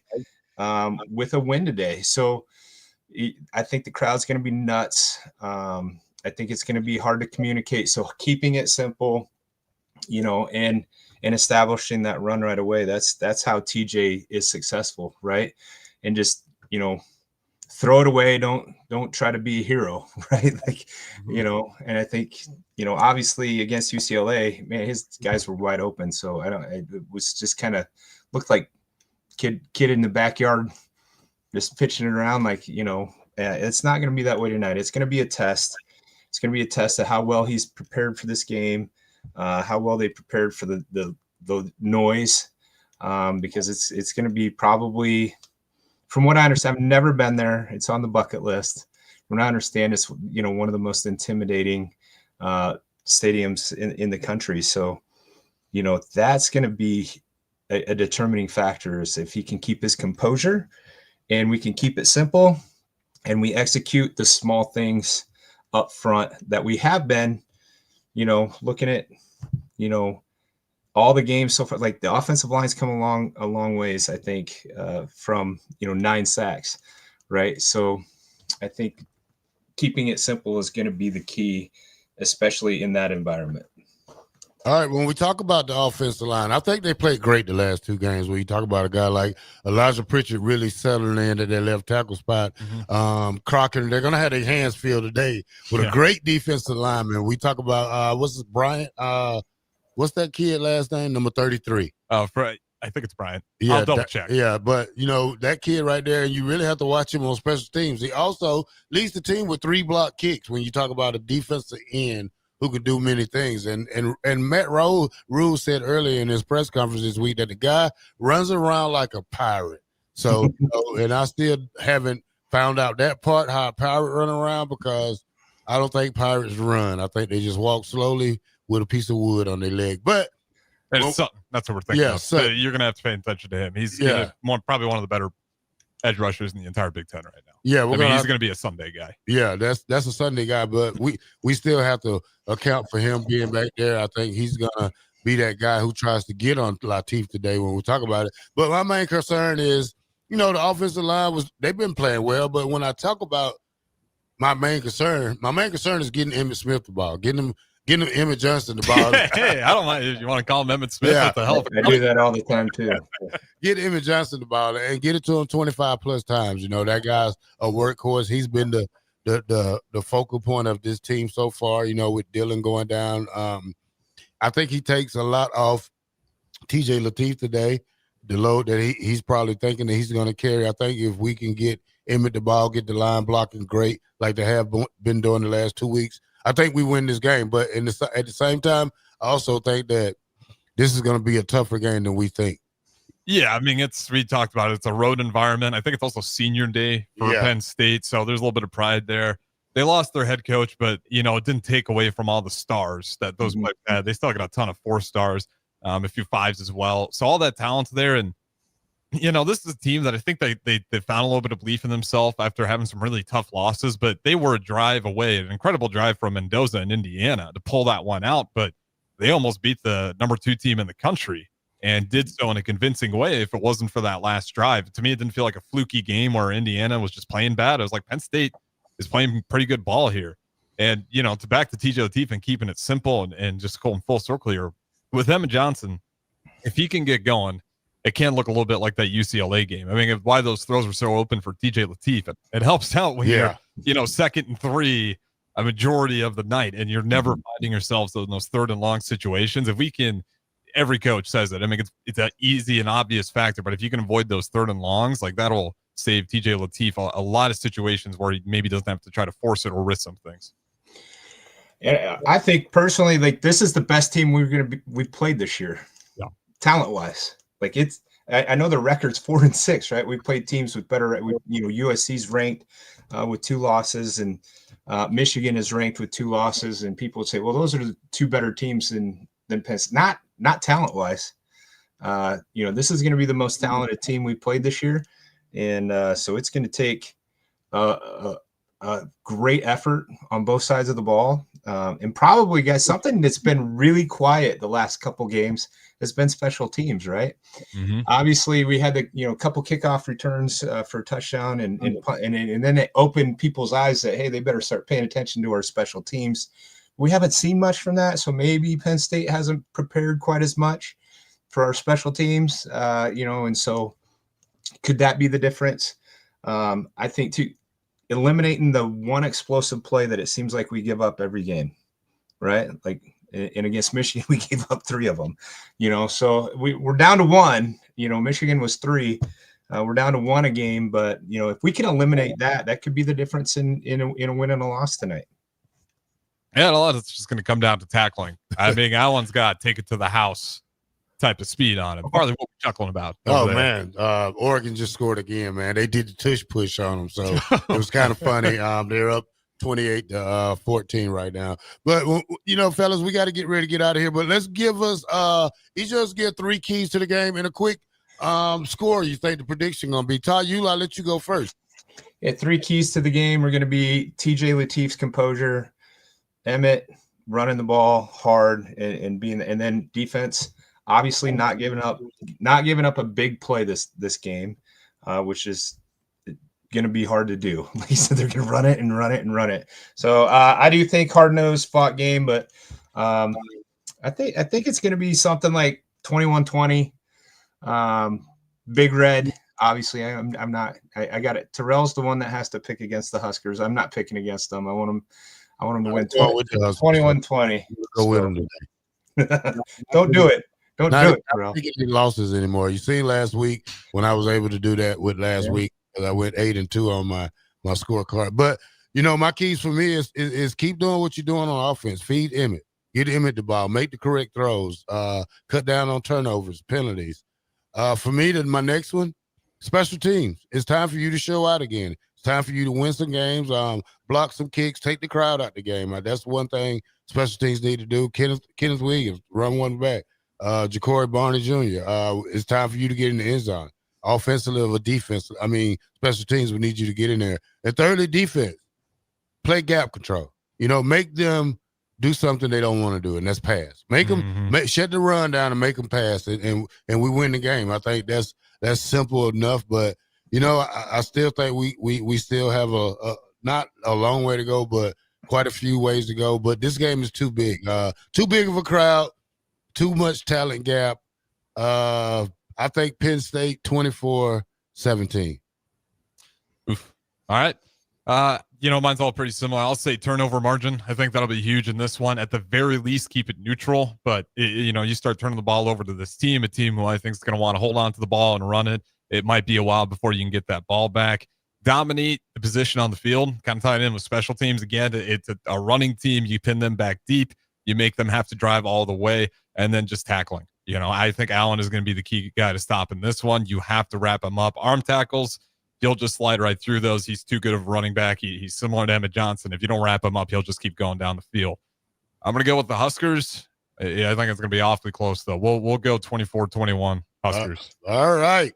That's it for us, man, on this segment right here, provided by Kindler Hotel. It's Terrell Farley, Todd Euler, and Harris. And up next, AD and Chris Raff is in town for this weekend. With the new cut as well. Yeah, with the new cut. Might not even recognize him since last time he was here. If you're watching the streams, don't go anywhere. The A1 Automotive Ticket Tailgate pregame show goes on right here. 93.7 The Ticket. If anybody that's a golfer knows if it's a nice day, you have golf on the brain. So I came across the Big Red Golf Tour. Never looked back. Bought a book every year since. So it's nice to have that book. Angela loves golf and loves to save money. That's why she loves the Big Red Golf Tours book. I've bought it as a Christmas gift, Valentine's Day gift, birthday gift. Anybody that I've given this book to has been happy to get this book because they know that they can save a lot of money. You buy the book and all you have to pay is the cart rental. Green fees are paid for. It's an awesome gift. Save money on golf with the Big Red Golf Tours book, especially Black Friday weekend. Over 100 courses in the book, including all of Lincoln City courses. You won't pay a dime for golf. Just pay for the cart. Black Friday weekend, save more. The book's 25% off, just $75, and you get free golf for 2026. Black Friday weekend only, $75 for free golf. Buy it online at BigRedGolfTours.com. BigRedGolfTours.com. BigRedGolfTours.com. Fall is here, and so are cooler temps, darker evenings, and slick roads. Is your vehicle ready for the change in season? At A1 Automotive, we've got you covered. From tire checks, brake inspections, batteries, and heater systems, we make sure your car is road ready for the Nebraska winters ahead. Don't wait until the first frost. Schedule your fall car care checkup today and drive with confidence all season long. A1 Automotive, always honest answers. Stonebrook Exterior is your trusted partner in exterior solutions for both residential and commercial projects across Lincoln and Omaha. With over 2 decades of expertise, they deliver everything your building needs, all under one roof. From roofing and siding to gutters, wall systems, custom masonry, and metalwork, Stonebrook handles it all with precision, safety, and professionalism. Take the worry out of your exterior projects. Choose Stonebrook Exterior, where quality, safety, and service come together seamlessly. Visit StonebrookExterior.com or call 402-438-5559 to get your free quote today. Sometimes good people make mistakes. When you find yourself in need of an attorney, call Liberty Law Group. The attorneys at Liberty Law Group will defend you in court and protect your freedom to get you the best possible outcome and the justice you deserve. Trust your freedom to Liberty Law Group, the best criminal attorneys in Nebraska and Iowa. Call them today at 877-404-5238. That's 877-404-5238. Or check them out online at libertylawgroup.com. Stonebrook Exterior is your trusted partner in exterior solutions for both residential and commercial projects across Lincoln and Omaha. With over 2 decades of expertise, they deliver everything your building needs, all under one roof. From roofing and siding to gutters, wall systems, custom masonry, and metalwork, Stonebrook handles it all with precision, safety, and professionalism. Take the worry out of your exterior projects. Choose Stonebrook Exterior, where quality, safety, and service come together seamlessly. Visit StonebrookExterior.com or call 402-438-5559 to get your free quote today. At Jimmy John's, we don't make sandwiches. We make the sandwich of sandwiches. We use fresh veggies because we don't hate salads. We just feel bad for them. We make our sandwiches exactly how you want because you're the one who's eating it. And we bake bread all day, every day because stale bread isn't bread. It's croutons. Sandwich history is written by the victors. Good thing we have legible handwriting. Jimmy John's, the sandwich of sandwiches. Order pickup or delivery on the app. The savings continue all November long at Elway Power Sports of Lincoln. They're extending their red tag sale with machines priced at invoice plus $300. That's it. No freight, no setup, no extra fees. Plus 10% off snowplow kits, 10% off fly motocross gear, and 50% off all in-stock road tires. Elway Power Sports of Lincoln has you covered all under one roof with a large selection of side-by-sides, ATVs, motorcycles, and personal watercraft at their 27th and I-80 location. They can't wait to get you set up for the holiday season. Nebraska farmers, harvest is here and every gallon counts. That's why Sapp Brothers Petroleum launched the Go Big Red Fuel Giveaway. When you contract your fuel with Sapp Brothers, enter to win $1,000 in fuel credits. As Husker Country knows, the only thing stronger than the roar at Memorial Stadium is the drive of a farmer putting food on the table. Fuel your farm with Sapp Brothers Petroleum and enter to win $1,000 in fuel credits. Visit sapbros.net today. Sapp Brothers Petroleum, fueling the heartland. Go Big Red. Hey there, this is Paul Scheel, owner of High Electric. I want to thank our friends and loyal customers and introduce High Electric to those looking for a new electrician. We've been serving the Lincoln and Omaha area for over 30 years, from design to install, upgrades, and repair. If you are a homeowner or a small business needing some electrical work, call us at 402-466-6606 or check us out at hyelectric.com. We look forward to hearing from you. When the clock strikes 0 after every Nebraska football game, there's only one place to go for instant coverage. Tune in for the Husker After Party Postgame Show on 93.7 The Ticket for each game, win or lose. Call in with all your takes or text the show at 464-5685 and hear quotes from the players and coaches, too. It's the Husker After Party Postgame Show, sponsored by Anderson Ford and Vinny Krikak of State Farm Insurance. Select Plumbing and Utility has been serving Lincoln and the surrounding area for 14 years, and they're not slowing down. Select Plumbing and Utility handles all your plumbing needs, from faucets and water heaters to full renovations, and they can even help with your heating and cooling needs. They're also Lincoln's underground experts, repairing and replacing broken underground water and sewer lines since day one. Contact Select Plumbing and Utility today at 402-560-6197, assuring excellence in every situation, opportunity, and challenge. That's 402-560-6197. Load up on meat and more this fall at the Mercado by Certified Piedmontese. From now through the end of November, Ferndale fresh turkeys are just $3.99 per pound and in limited stock, perfect for your holiday meals. Plus, you can stop by for lunch on Fired Up Thursday at the Mercado East or Fired Up Friday at the Mercado North. With locations at 84th and Havelock, 30th and Yankee Hill, and now 85th and Old Cheney in Lincoln, or 168th and Maple in Omaha, get to the Mercado today for the best meat in town. I'm Kirk Herbstreit, and today I'm eating Raising Cane's. Herbstreit's in the drive-thru again. Oh, hey, Kirk. What can I get you today?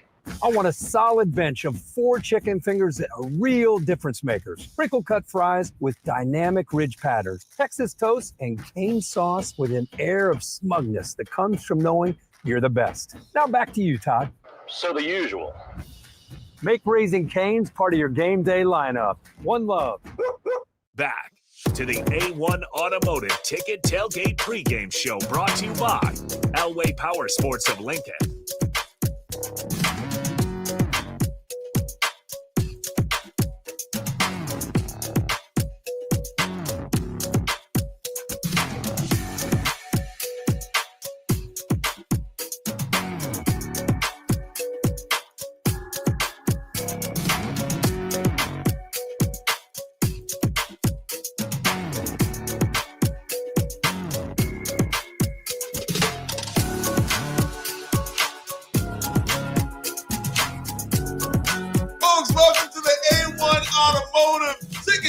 Pregame show. It's Penn State tonight, and actually in about an hour and a half, it'll be kickoff there in Happy Valley, and Raph in the house, fresh from Huntsville, Alabama. We got Harrison fresh on the ones and twos, folks.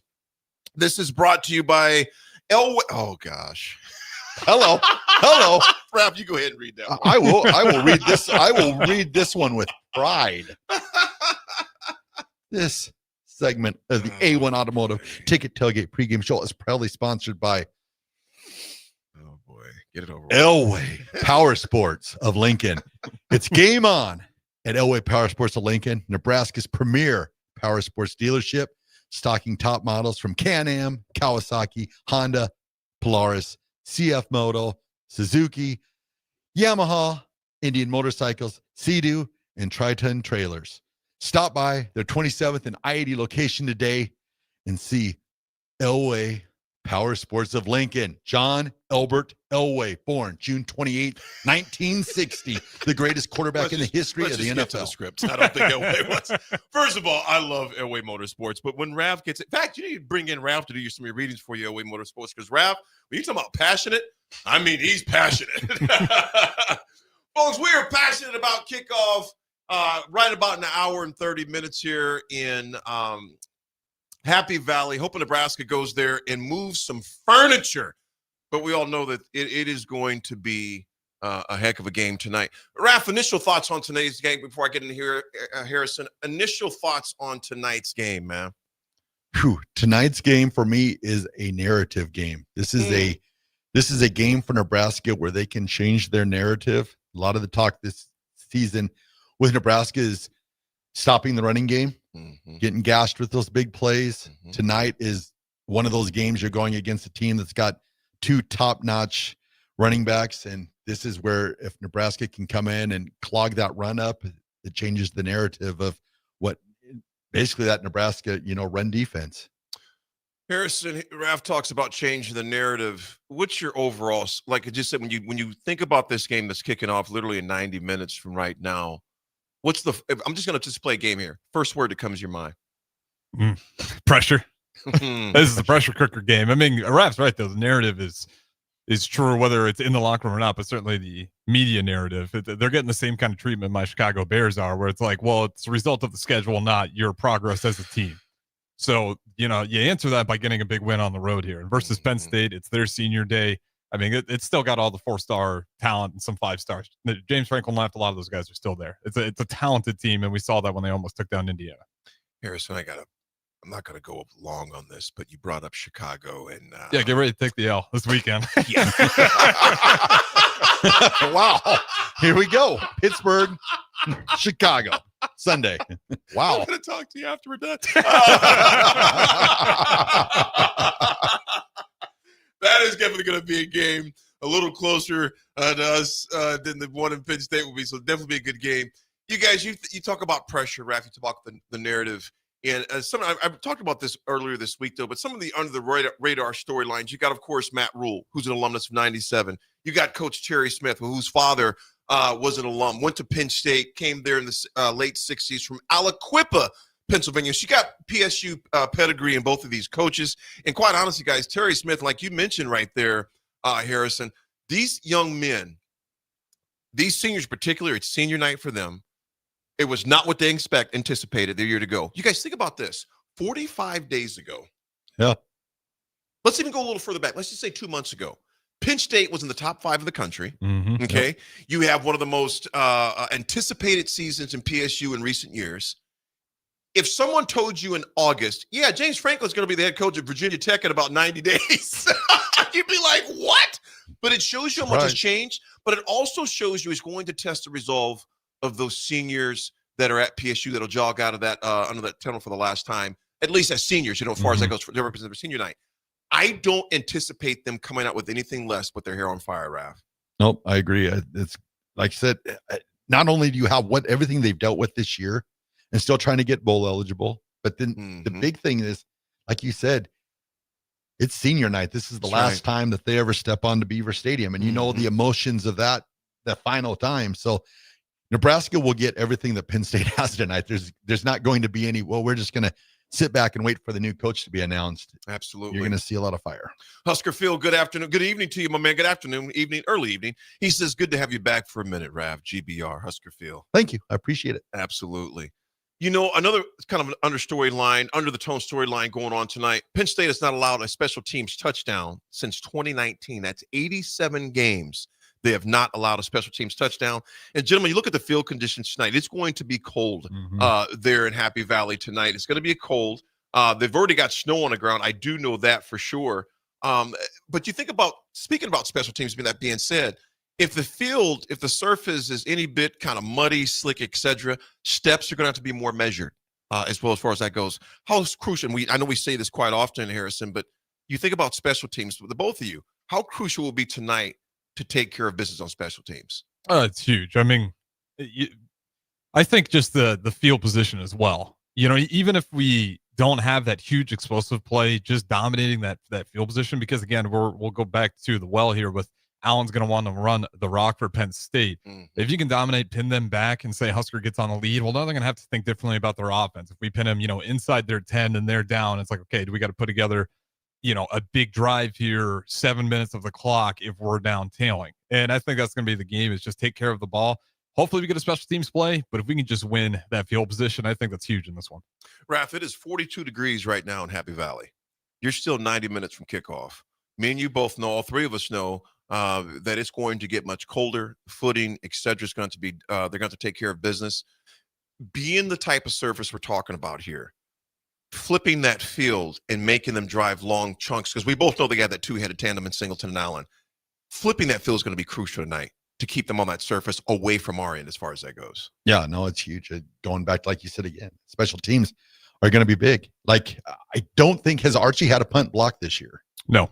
And that you want to keep that record intact tonight, because he could have a big game too. He hasn't been played bad, but I know he's had a few punts. Yeah. I mean, feels like it could be an Archie Wilson game as well. Yeah, that's going to be huge. And they have their punt blocker that's got 3 punt blocks this year. So we're going to have to, make sure that we take care of special teams. Plays a huge factor, especially with the cold weather, because I'd assume it's going to be one of those, I will say it, a ground and pound game, but then watch it end up being like some air display. But I doubt seeing that tonight. So like field position is going to be huge, and with that weather, it plays. Is it going to be windy as well? Not a lot of wind, Okay. I don't believe, looking at this forecast. Not a lot of wind.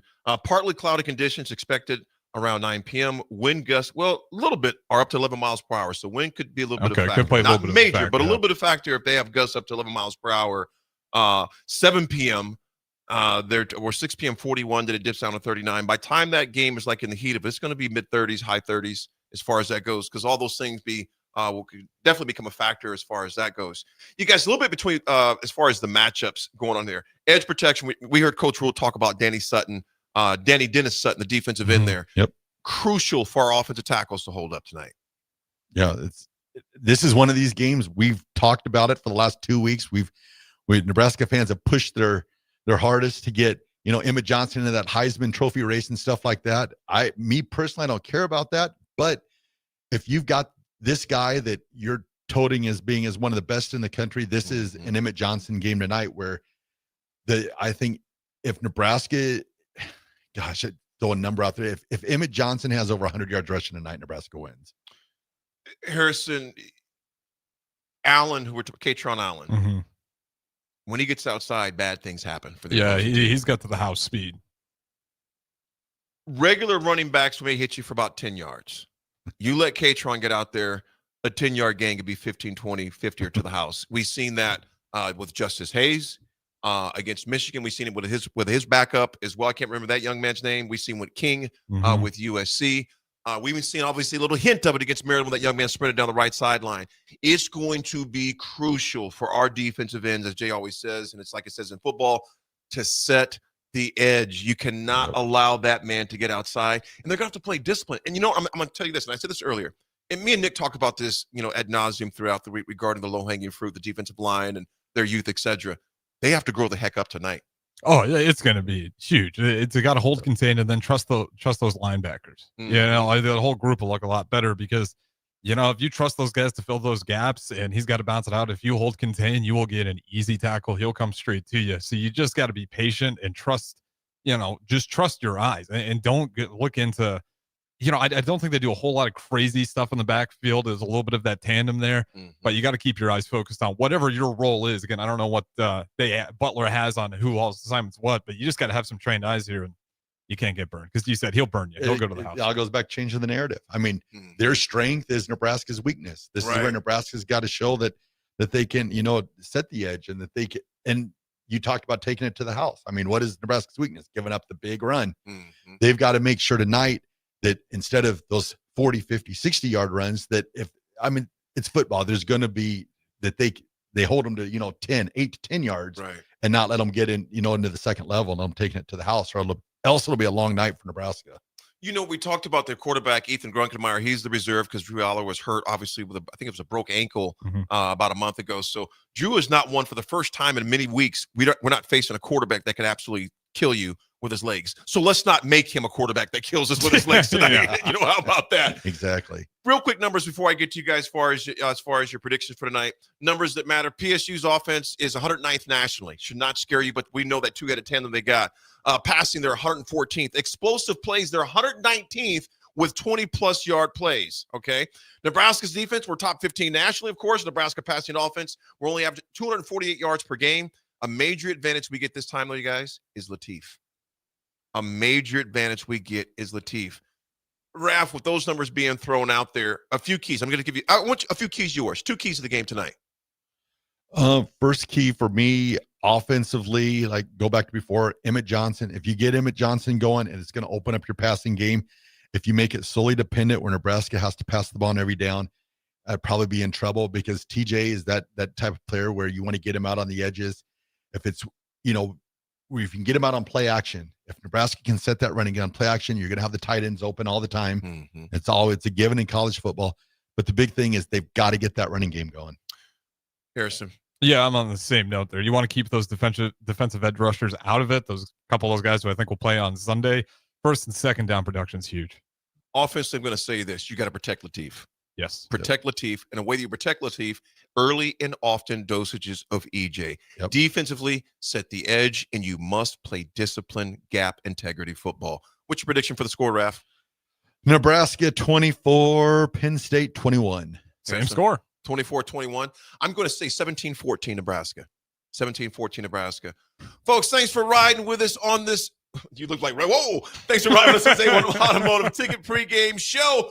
Up next, you're going to have DP right there from State College, along with Harrison right here at the mothership, folks. Stay tuned in. They will be right back. It's the drive. No, it's not the drive. I'm just so used to saying it's the A1 Automotive Ticket Tailgate Pregame Show. Sponsored by John Elway. Fall is here, and so are cooler temps, darker evenings, and slick roads. Is your vehicle ready for the change in season? At A1 Automotive, we've got you covered. From tire checks, brake inspections, batteries, and heater systems, we make sure your car is road ready for the Nebraska winters ahead. Don't wait until the first frost. Schedule your fall car care checkup today and drive with confidence all season long. A1 Automotive, always honest answers. Hey there, this is Paul Scheel, owner of High Electric. I want to thank our friends and loyal customers and introduce High Electric to those looking for a new electrician. We've been serving the Lincoln and Omaha area for over 30 years, from design to install, upgrades, and repair. If you are a homeowner or a small business needing some electrical work, call us at 402-466-6606 or check us out at hyelectric.com. We look forward to hearing from you. I'm Kirk Herbstreit, and today I'm eating Raising Cane's. Herbstreit's in the drive-thru again. Oh, hey, Kirk. What can I get you today? I want a solid bench of 4 chicken fingers that are real difference makers. Sprinkle cut fries with dynamic ridge patterns, Texas toast, and cane sauce with an air of smugness that comes from knowing you're the best. Now back to you, Todd. So the usual.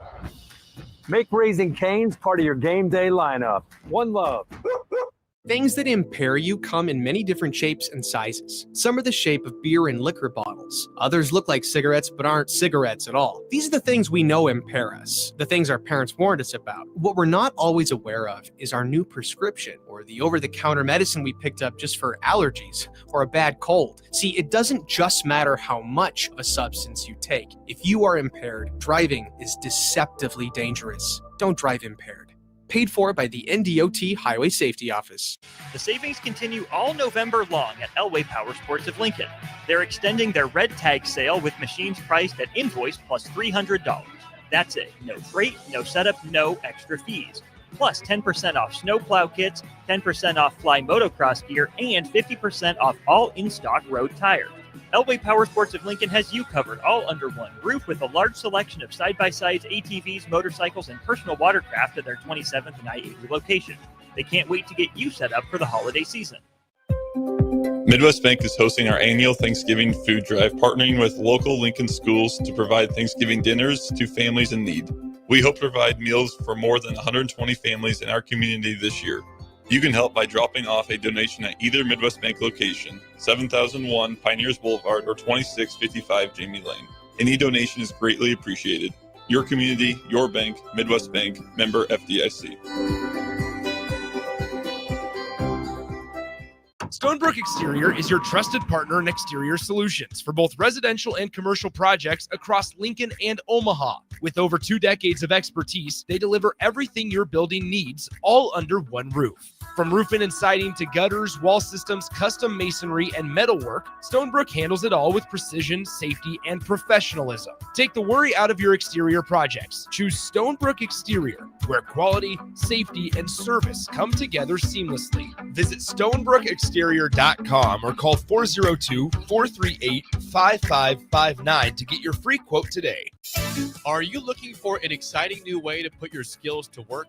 Explore new career options in the fintech industry at Currency, a Sandhills global company.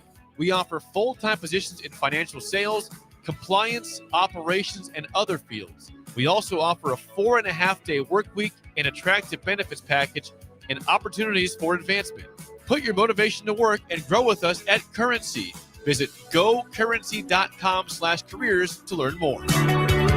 MWR is dedicated to building attractive, affordable steel buildings that exceed your expectations. From commercial to residential to agriculture storage, steel buildings are cost-effective, attractive, and versatile. Plus, they're a lasting investment and an ideal choice.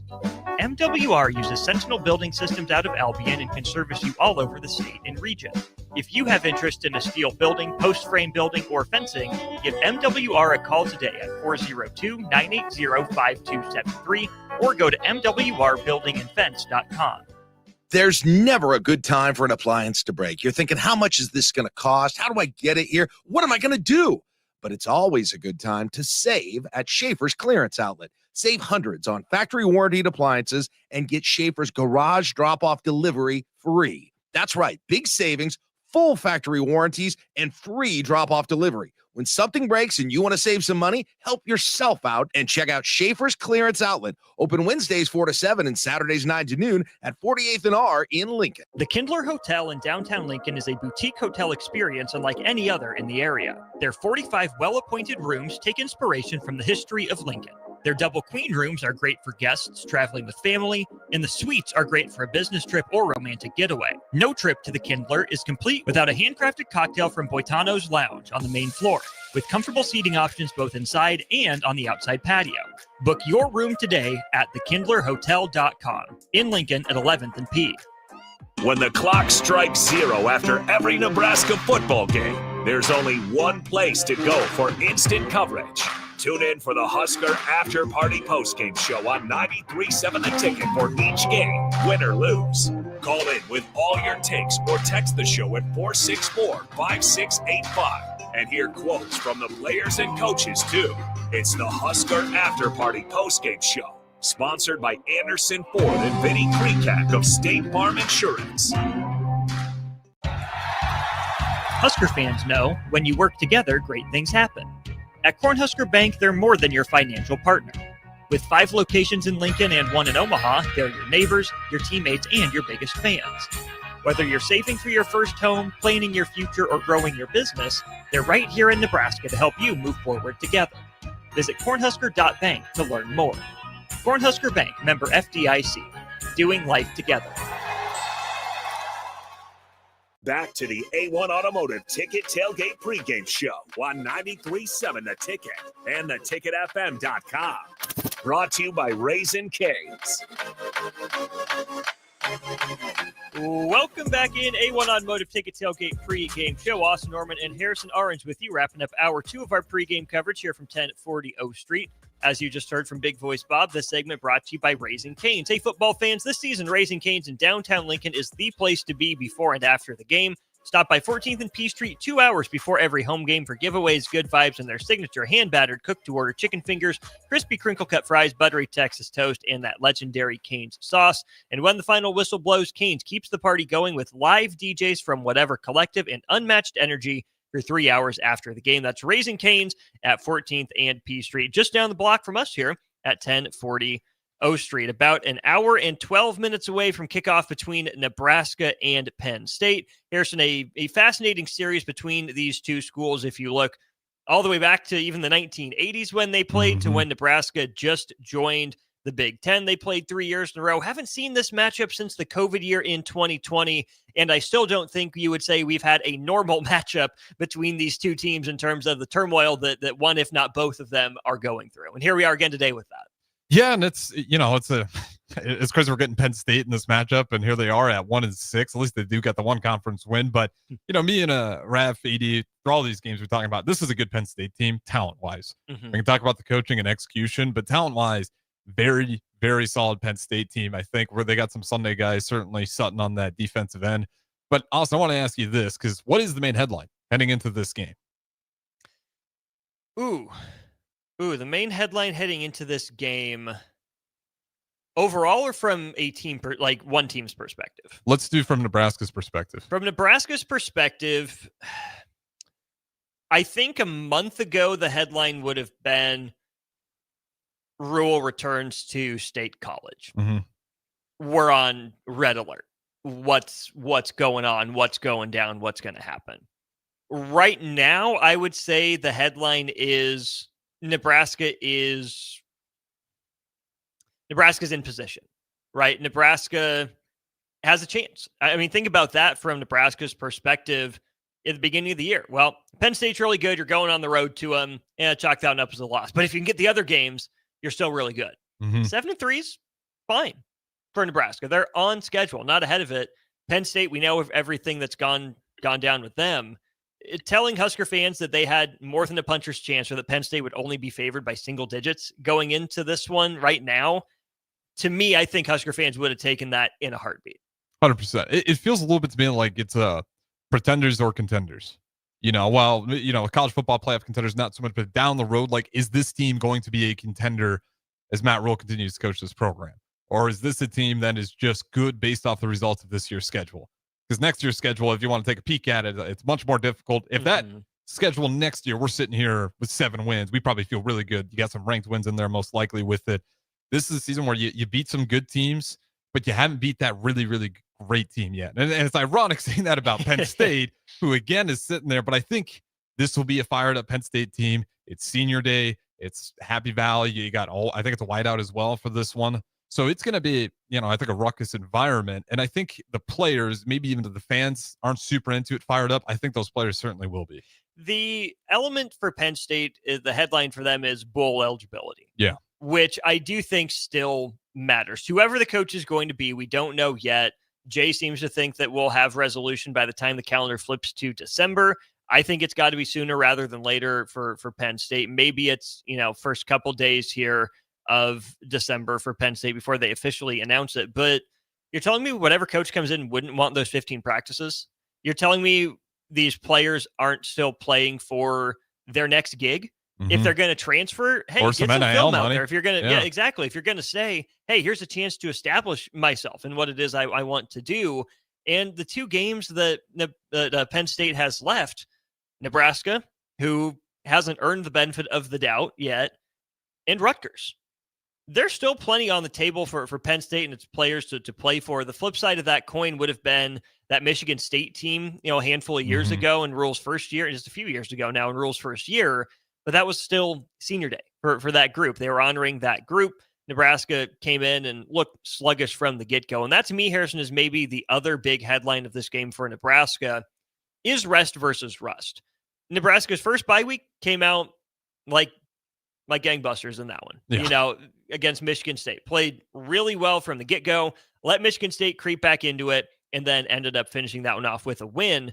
Is going on the road any different? Is playing a team that is kind of built to make you uncomfortable different? We'll see. And then TJ Lateef after the bye week, right? The hope for Nebraska is that after 6 games in 6 weeks and a short weekend there as well at one point about halfway through, the hope for Nebraska is that they come out rested. They have their key pieces back from injuries, from the nagging stuff, the knickknacks, and that they're all set. They're good to move forward. But, long road trip, emotions around it for a bunch of the coaching staff, freshman quarterback off his first bye week. Mm-hmm. There's a world in which Nebraska comes out rusty instead of rested, as opposed to the rested and fired up and energetic. Nebraska's going to have to match Penn State's energy. I don't think this is a game Nebraska goes above and beyond Penn State's energy. I do think the crowd will be there. I do think the crowd will be into it. I think for me, it's less about Nebraska needing to find a way to get up for this one and more about Nebraska not going overboard and being too amped up. Yeah. And you just want to, playing a Penn State team who they got the tandem in the backfield, but for the most part, it's pretty vanilla for what they want to do. This is a game where you just want to be focused and execute on whatever your assignment is. Don't fall for any of the hoopla, any of the whatever is not your assignment. Don't worry about it. Trust your teammates to go ahead and make that play. And that's going to be a huge part, especially for our edge rushers, is keeping contained because, it's Singleton, Allen, those guys, you got to keep eyes on them all the time. I don't think this is a Penn State team who wants to throw the ball around the yard. So if you can really force your hand on stopping the run, and again, not getting super hyped up to your point and trying to make a big hit stick play, and then you got a weak arm tackle instead, and there goes Allen, 70 yards up the field, because he can do that same way that Haynes could. On the bright side, you don't have to watch the quarterback's legs nearly as much. Nebraska has had so many mobile quarterbacks this year. It's been kind of unreal. You would say, count out Houston Christian, Akron, Northwestern, but I think just about everybody else has had some quarterbacks that they were good when running the ball. This is a game where you shouldn't have to worry about it. If we do see him, running up the field, I think that's a big problem on our part. Here's the other issue, though. I mean, think about Minnesota. The non-mobile quarterback that Nebraska faced was the worst Nebraska's looked all year, without a doubt. And sure, road game, short week, caveats apply. I get it. This is a game where I think Nebraska defensively is going to need to trust those corners and occasionally the safeties one-on-one. You got those guys in the building. They're veterans. They know what to do. If Penn State's going to beat Nebraska by going deep continually or beating Nebraska's DBs, more power to it. If Nebraska wants to put 8 guys in the box, go for it. I feel like we'll probably see that tonight. Do it at times, especially on first down, where this is a rather unimaginative Penn State offense right now. I do like their OC, but he does feel maybe a little bit handcuffed by their situation, lack of receivers and creativity really out of the quarterback position with a young guy in Grunkmeyer there. So if I'm Nebraska, 7 in the box is almost non-negotiable. Yeah. Bring Deshaun Singleton down pretty consistently. Walk him up toward that box, because that will give you, I think, the best chance in this one. And then, like always, it's going to come down to forcing turnovers, right? Nebraska has not been a huge takeaways team this year, especially not forcing fumbles. It starts with just having those good, solid form tackles, do your job, and then, as Jay Foreman would say, go play football. 100%. That extra play. And this makes me feel sick almost saying it, but we almost need to take a few keys to the game that Iowa has every game. Dominate the field position, win the turnover margin, and keep it simple. We talked about that Minnesota. Why it looks so good for Minnesota's quarterback was they got to the point where, you're sitting there every first down, you're picking up chunk yards. All of a sudden, those passes get pretty easy wide open because we got to really commit to stopping the run. This is a game where, if you're Nebraska, you keep it simple, you play good defense, and also that turnover margin, I think, is going to be huge. If we get up and, say Penn State has a turnover, they're going to be a little bit handcuffed if they have to keep running the rock. And if it's getting later in the game, that clock keeps ticking. And then field position is just obvious. I don't think it's going to be incredibly explosive. So if you can make them work, on multiple moving the chains over and over and over, you pin them inside the 10, you'll like your chances there. And that's why I do think that fast start and being rested, not rusty, could play into Nebraska's favor. Because if they can get up, by 2 possessions, I think, in the first half, which, again, big ask, not saying it's going to happen, but if they can find a way to do that, where you have a good drive on your opening drive as an offense, and then you get a defensive or special teams play as well to kind of push you to that point, and you take advantage of it. I'm not going to say Penn State's in panic mode, right? I think there's just still that aura around Nebraska where, okay, we'll just keep doing what we're doing. They'll find a way to let us back into it. We're good enough at what we do. We're better than them in a confident way, not necessarily a cocky, arrogant way. And so, we'll just keep doing what we do, and they'll find a way to let us back into it. Whereas if you're Nebraska, this seems like a game where it's going to be hard to put your foot on the throat. So keep your foot on the gas, right? You have to be aggressive. You have to be attacking. You can't sit back and let Penn State's aggressive defense get to you first. You got to go hit them, right? Punch the bully. Don't just let the bully punch you. Don't just try to cower in the corner. Don't be afraid to go hit the bully. That's what Penn State's going to try to do tonight. Yeah, and especially with, some of the athletes they have. Like, if you don't meet them with contact, they will just flat out run you over. Or that offensive lineman, he'll get a pancake. Yeah. I mean, it's the same team that James Franklin had. They just don't have their head coach anymore. That talent's still really, really good. It's, I don't know where your confidence level is, but I guess I'll ask you with what your score prediction is for this game. I've gone back and forth on this one because, there's absolutely a path for Nebraska to win it. I think it does involve a fast start. I just trust Penn State's talent a little bit too much. I just don't trust Nebraska against the run quite enough. I've said it a couple different times this week. I've alluded to it. I do think this could be a game that maybe gets into the kind of prime Jonathan Taylor, Wisconsin territory, where it's mid 30s to low 20s. Nebraska gets a late touchdown to make it look a little bit better. I'm not sure Penn State's offense is that good. I'm not sure Nebraska's defense is that bad. I just think that Penn State is still plenty talented and has enough to play for. They find a way to control this game. But it would tell me a lot about Nebraska if they're able to find a way to hang in this game for 4 quarters. And then, like they've done, relatively often this year, find a way to be that team that makes a play either offensively or defensively at the end to find a way to win it. Yeah, and it'd make everybody feel really good about having Matt Rule still here at Nebraska. You go down there, you beat Penn State. Also, you get a good look at TJ Lateef 2 games in. You'd feel great if he's got 2 road wins.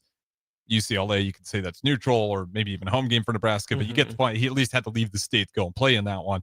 It'd be an awesome start for TJ Lateef. Then obviously with the whole coaching carousel and the Matt Rule scare that I think, some people had here for a moment, I think it'd be a big win to get that one in Happy Valley as well. Score prediction, I think it'll be an awfully close one. I'm going to go 24-21. It does not feel like a game that's going to get into that high scoring territory. And I think Nebraska, keep it simple, just execute, keep contained. I mean, those are my keys to the game. You got anything left, Austin Norman, before we go ahead and throw the break? Big thanks to our friends at Raising Cane's, and Adam Carricker will join me after this. Don't go anywhere. A1 Automotive Ticket Tailgate Pregame Show. The Kindler Hotel in downtown Lincoln is a boutique hotel experience unlike any other in the area. Their 45 well-appointed rooms take inspiration from the history of Lincoln. Their double queen rooms are great for guests traveling with family, and the suites are great for a business trip or romantic getaway. No trip to the Kindler is complete without a handcrafted cocktail from Boitano's Lounge on the main floor, with comfortable seating options both inside and on the outside patio. Book your room today at thekindlerhotel.com in Lincoln at 11th and P.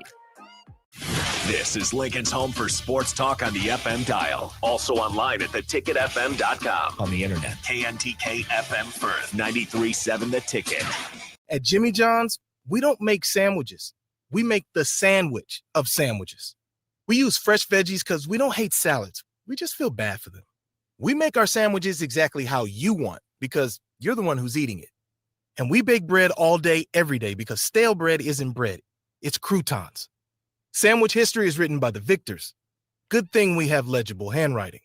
Jimmy John's, the sandwich of sandwiches.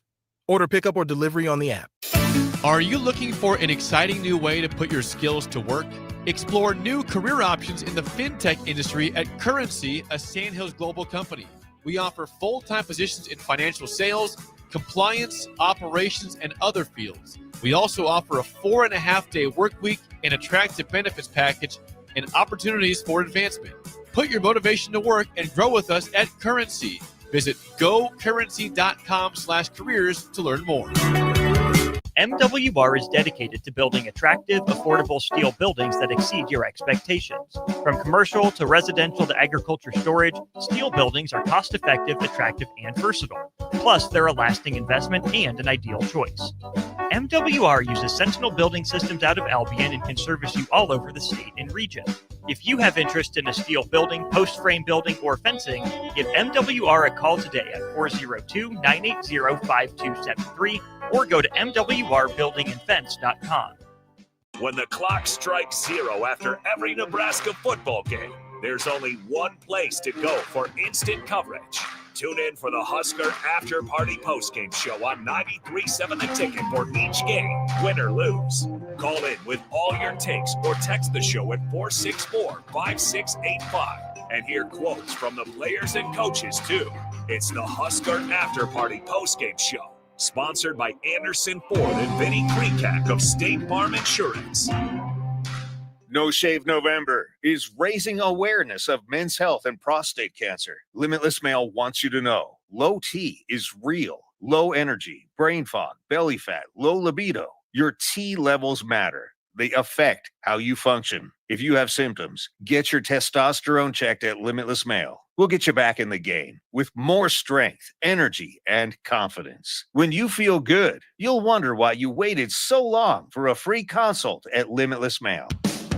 Hey there, this is Paul Scheel, owner of High Electric. I want to thank our friends and loyal customers and introduce High Electric to those looking for a new electrician. We've been serving the Lincoln and Omaha area for over 30 years, from design to install, upgrades, and repair. If you are a homeowner or a small business needing some electrical work, call us at 402-466-6606 or check us out at hyelectric.com. We look forward to hearing from you. When it comes to keeping your equipment running, you've got options at Landmark Implement. Whether you need premium John Deere parts or a more economical solution, A&I parts from Landmark deliver the dependable performance you can count on with cost savings up to 40%. From filters and bearings to belts and everyday repairs, A&I parts are built to work as hard as you do while helping stretch your budget further. Stop by your local Landmark Implement parts counter today or shop online anytime at shop.deere.com and experience the Landmark difference. Nebraska farmers, harvest is here and every gallon counts. That's why Sat Brothers Petroleum launched the Go Big Red Fuel Giveaway. When you contract your fuel with Sat Brothers, enter to win $1,000 in fuel credits. As Husker Country knows, the only thing stronger than the roar at Memorial Stadium is the drive of a farmer putting food on the table. Fuel your farm with Sat Brothers Petroleum and enter to win $1,000 in fuel credits. Visit satbros.net today. Sat Brothers Petroleum, fueling the heartland. Go Big Red. Fall is here, and so are cooler temps, darker evenings, and slick roads. Is your vehicle ready for the change in season? At A1 Automotive, we've got you covered. From tire checks, brake inspections, batteries, and heater systems, we make sure your car is road ready for the Nebraska winters ahead. Don't wait until the first frost. Schedule your fall car care checkup today and drive with confidence all season long. A1 Automotive, always honest answers. I'm Kirk Herbstreit, and today I'm eating Raising Cane's. Herb Street's in the drive-thru again. Oh, hey, Kirk. What can I get you today? I want a solid bench of 4 chicken fingers that are real difference makers. Sprinkle cut fries with dynamic ridge patterns, Texas toast, and cane sauce with an air of smugness that comes from knowing you're the best. Now back to you, Todd.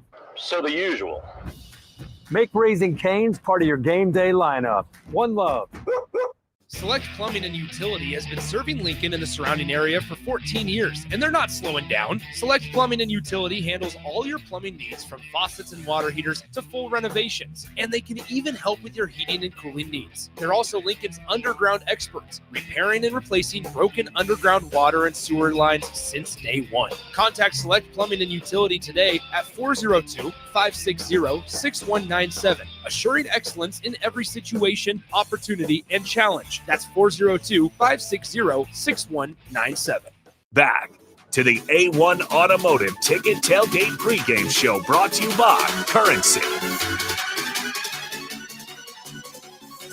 So that's right. Welcome back in. It is the A1 Automotive Ticket Tailgate Pregame Show, 93.7 The Ticket and theticketfm.com. Brought to you indeed by our friends at Currency. If you're looking for an exciting new way to put your skills to work, you can explore new career options at Currency, hiring full-time positions in financial sales, compliance, and other fields. Apply today at gocurrency.com. With you at 1040 O Street, I'm Austin Norman. On the road, host of the Adam Carricker Show. It is self-titled. It is Adam Carricker. Adam, a happy football Saturday to you and yours. How's it going? Oh, life is good to you and yours as well. We appreciate that. Nebraska, Penn State, just under an hour away from kicking off from Happy Valley. Adam, I know we've talked about this game a lot throughout the week. Has your opinion on this game on either team changed the more you've looked into either of these teams? Oh, for me personally, no, not really. I mean, it's going to come down to defensively. I mean, they might try to run the ball 50, 60 times. They ran it 50 times last week. Why wouldn't they try that versus us? So I'm not even going to say stop the run. Can we contain the run? Just contain the run. Don't allow big plays. Like if they run the ball 50 times for 180 yards, that's under 4 yards to carry. That's actually a success. But if they're sitting there averaging 6, 7, 7.5, 8 yards per carry, we're going to be in trouble. So that's the big key defensively for me. And then offensively, I'm like everyone else. You know, how does TJ Lateef look in his second start? Can we protect him and keep progressing with him, hopefully? Let's start on the defensive side of the ball there, Adam. What is more demoralizing as a defender and as a defensive unit? When you keep getting hit for 6 or 7 yards a pop, or when you're really good? You know, you allow 1 or 2 yards per carry on first and second down. Then they'll get a conversion on a third and long and then hit you out of the blue with an explosive run. Which of those feels worse as a defender? I would say the explosive run. Anytime you give up a big play, that's a lot more demoralizing. There's a stat that's been around for a long time, and it's related to special teams, but it's a correlation to big plays as well. Like anytime a team blocks a punt or get the special teams touchdown, that team tends to win 90% of the time. It's such the big plays, the swings and momentum, things like that. They have such a big overall impact on the game. We've seen that happen to Nebraska at times. Of course, Michigan hits a long one right before halftime that Nebraska answers. Northwestern hits one to crawl back into it, and Minnesota got one against Nebraska early on. Adam, have you seen Nebraska get better against the run as the year has gone on? And what do you think this bye week has held for the Nebraska defense? What are some things you think that John Butler and his assistant position coaches were emphasizing as they looked at this Penn State run game? Man, that's an interesting question. Have we gotten better as the year's gone along, especially against the run? Well, it's interesting because Sorsby, right out the gate, Cincinnati's quarterback, ran all over. I don't want to say all over the place, but there was leaky yardage. He made plays with his feet. And you look at our last game, didn't give up a ton of points. 21 isn't bad at all. But again, it was Nico Iamaleava making plays with his legs as the quarterback. And, some of that's leakiness. Some of that is, man, he's a talented dude that played with a lot of heart that night, too, to give him credit. To me, if I'm John Butler, the thing I would have been emphasizing over the bye week, and Rule did say they weren't going to be overly physical this deep into the season, which I completely understand. That makes sense. But I would have been emphasizing gap integrity, getting off blocks, and tackling, getting guys to the ground. Now, there's ways that you can do that without going full all the way to the ground. There's other ways to do that at this point of the year, so you're not beating each other up unnecessarily. The other thing I would say is you only got 2 weeks, and then you've got a few weeks for a bowl game. So I do think you could afford to be a little bit physical. And our next two opponents, they're both going to run the ball a ton. So that has to be the emphasis. And I assume that was the priority of the emphasis during the bye week for Butler and his coaching staff. And we know Matt Rule has really tried to get Nebraska to up that level of physical play consistently. There's been a lot of lip service paid to it, but that's not really something that you can pay lip service to. Because if you say you're about it, but you don't play like you're about it, that's going to reflect pretty quickly. And then people are going to hold you to it. You say you want to be physical. You say you want to run the ball, stop the run, all that good stuff. But then you don't do it. You struggle to do it, especially defensively. It makes it look like you don't know how to bring it out of your guys, which is where, Adam, it's one thing to emphasize it for Nebraska, to say that they want to be about it, especially over the bye week. But unless they practice that way in a, not cautious way, but in a smart way, it's hard for Nebraska to be physical if all they're going to do is talk about it, but then still take, reps off during the week and not continue to act like they're about it. Yeah, I got to be honest, I couldn't possibly agree with you more. There's little things that by themselves inherently aren't a gigantic deal, but you just look at little things here and there, and little things add up to big things quickly. There's been a little bit of an overemphasis, and I've been fine with the alternate uniform thing. Again, this is a little thing. You can think it's a stupid thing if you want, but I'm going to point to just a few things. You look at the all red, all white, all blacks, and how that is such a big deal. Fine, it's a different day and age. It's a different generation. Okay, but are you knocking someone in the dirt? Because then I'll care more about the alternate uniforms you want to wear if you're knocking somebody in the dirt. But if you can't stop the run effectively, you can't protect your quarterback effectively and consistently, and you're saying one thing, but I see another thing, I don't want to hear about stupid alternate uniforms. And then I don't know if this means anything, but all of a sudden out of nowhere, Matt Rule starts wearing a chain. Hey, to each their own. I've worn chains at times, but I've never, ever seen him wear one. And you just start to see little things here and there that maybe just don't track with what you think of when you think of a physical mindset. People would ask me, hey, did you like this type of uniform? Did you like that type of uniform? I honestly never gave 2 cents to this side of a monkey's rear end. I was too busy getting ready to take on double teams and go hit somebody in the mouth. And there were things I was good at. There were things I wasn't good at. But nobody could ever accuse me of not being physical and playing hard. And to me, it's like when you're focused on other things, you've only got so much capacity for so much focus mentally. And if you start to focus on this little thing and this little thing and this little thing, there's only so much focus left to be focused on the physicality part of it. And when you talk about saying one thing and maybe not seeing the other when it comes to the actual field, Austin, I wish more people would talk about it. I've hinted at it at times. I'm trying to give them the benefit of the doubt. But at a certain point, you got to put your hand in the dirt and hit somebody in the mouth. And we are going to have to do that if we want to beat Penn State and or Iowa.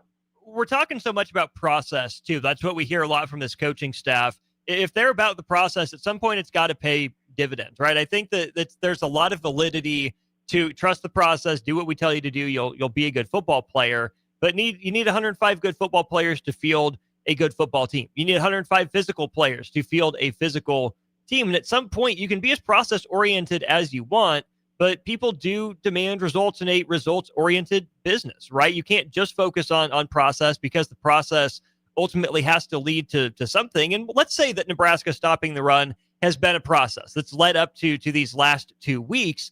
Adam, that gap integrity concept that you mentioned as well feels to me like something that can be head knowledge. Yeah, I know what my gap is in theory, but the other team, the offense, doesn't just stand still and say, yep, here's your gap, come run through here, or hey, I'm going to come block you. How much of Nebraska's issues do you think come from a football IQ sense and maybe not translating the classroom to the field? So coming into the year, my biggest concerns were offensive tackle, okay, and defensive line. Those were the two biggest concerns. And there are those out there who can be offended by that. But I would label it as a question mark because we didn't know. You know, Matt Rule's first year, the biggest question mark in the entire team was a young, inexperienced defensive line. The only guy who had ever started any sort of collegiate game was Ty Robinson at that point. And then all of a sudden, that defensive line was the strength of the defense, which was the strength of the team that year. So I labeled it a question marks because I feel like that was fair. Not much was proven up front on the defensive line. What you saw was a bunch of young guys. What you saw was a bunch of guys who are a little bit lighter. Okay, not a little bit. Like, we are light up front on the defensive line. You look in the offensive line, and you could look in the interior. Justin Evans had proven it over time, at least to a degree. Same with Rocco Spindler. Henry Atowski had showed you enough to feel solid. It was the offensive tackles. And at the time, it was Prohaska coming back from injury, Corcoran coming back from injury. Elijah Pritchett was this big-time transfer portal guy, but you looked at his grades at Alabama, you didn't know. Turner Corcoran, a young guy coming back from injury who missed all of spring ball. And so for me, those were the question marks. And if you've watched the team throughout the course of the year, it's kind of been the biggest question marks throughout the year. So some things you can kind of see coming, some things you can't see coming at all. Like I would have never seen Penn State's season going the way it would right now. I saw a meme the other day, and it was James Franklin holding the Virginia Tech flag because he's now their head coach, as you know. And someone goes, had someone showed you this picture back in August, you would have never believed James Franklin would be Virginia Tech's head coach come November. And I was like, holy crap, that is so true right there. So some things you can see, some things you can't. When it comes to the defensive line, I was not definitive that they wouldn't be good. I wasn't definitive, and I'm not saying they haven't done some things well this year. I wasn't definitive they wouldn't be great against the run. But you look at it, you've got a lot of young guys, not a lot of experience, not a lot of guys who started a lot of games. And when you start tallying up the totality of starts along the defensive line, it was like 7 total career starts, and most of them belonged to one guy, which was Cam Lenhart, and then Jalen George, who started at the FCS level. That was really it. And then you look at the size, and you're like, we're undersized. We just are to play in the Big Ten, okay? Maybe you can figure that out. Maybe stunts, blitzes, things of that nature can help you out. Maybe they don't. And you can understand where you're supposed to be in gap integrity. You can understand it. You can know exactly what you're supposed to do. But at the end of the day, until you've been hit in the mouth, down after down after down, double team after double team, zone, pin, pull, power, pull, kick out, counter, you got trap, you got all these things that you've got to keep an eye out for. Oh, by the way, what if they just drive block me off the ball? Because you got to be able to fly off the ball. You got to be able to read these things. By the way, I'm a little undersized. I haven't seen this before. There's going to be a process to that. My point is, I'm actually excited to see what the team can be next year, as long as they can retain these guys up front, because they'll have a full year of experience. They will have another off season in the weight room, but you're not going to get those things until you actually are able to do those things. And we're going through the process of getting into or doing those things. And you're not going to have some 330-pound nose guard walk in the door during the season. So this is the process of what it is. I don't want to say unfortunately, but there's nothing we can do about it right now except hope for improvement, because, like I said, a 340, 330-pound nose guard ain't walking through the door right now. No, it's too late for that. On the offensive side, though, Adam, we know that Dana Holgerson said it. We know that Emmett Johnson has become the bell cow back for the Huskers. What is it going to take for Nebraska to run the ball successfully on offense to help support TJ Lateef tonight? The offensive line, I'll give them one thing. They're not the best run blocking unit in the world, but they're better at run blocking than they are pass protection. And I think that Dana Holgerson, after the Minnesota game, it was like, hey, guys, Matt Rule said it in the press conference, like, we can't run what we want to run. We have to run what we know is going to work with what we have right now. And ever since then, Holgerson, man, he has established the run, the play action with TJ Lateef, a little bit of the read option, RPO. And if you look at a lot of the pass concepts that TJ had, they're simplistic, which isn't a bad thing because it's perfect for a young quarterback. It's easy, simple reads that he made quickly. He was accurate, and they were effective. And frankly, they called them at the right time for UCLA's coverages, okay, especially some of the not pick routes, because we don't run pick routes often. Oh, no, absolutely not. The crossing routes, UCLA was in man coverage, like that. I think it was Dane Key's 29-yard reception inside their red zone or inside their 30 or 40. It was perfect. It was perfectly ran. It was a perfect coverage for it. Okay, so for me, they have found a way to blend the play calls with the personnel we have. And if you can keep Penn State off balance, that's going to open up the running game, which then opens up play action, which then opens up not anything, but some of the other stuff you want to do. And then you come back to running the ball and you keep Penn State not able to just tee off like Minnesota was able to do, and Michigan State and Michigan, which made it too easy for those teams. A bye week this late in the year when Nebraska says, it's not going to be overly physical, when it keeps its guys healthy.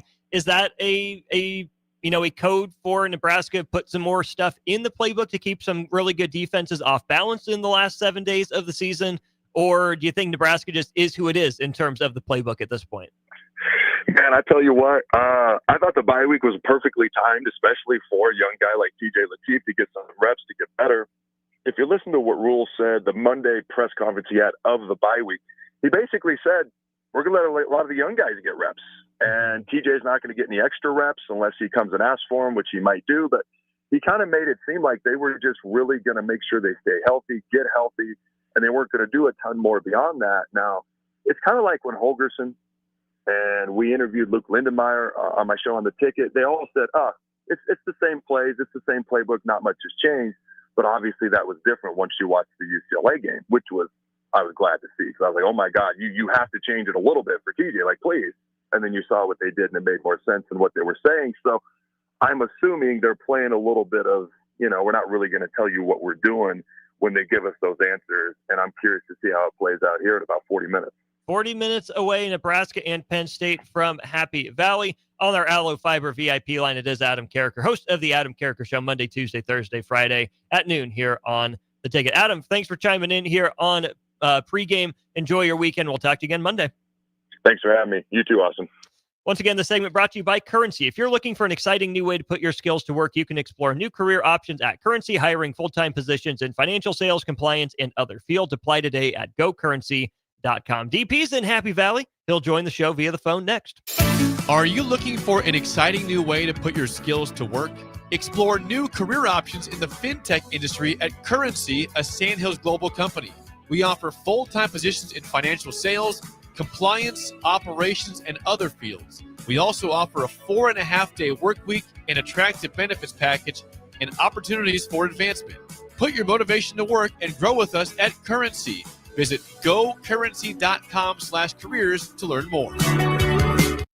Fall is here, and so are cooler temps, darker evenings, and slick roads.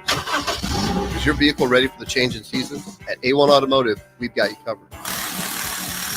From tire checks, brake inspections, batteries, and heater systems, we make sure your car is road ready for the Nebraska winters ahead. Don't wait until the first frost. Schedule your fall car care checkup today and drive with confidence all season long. A1 Automotive, always honest answers.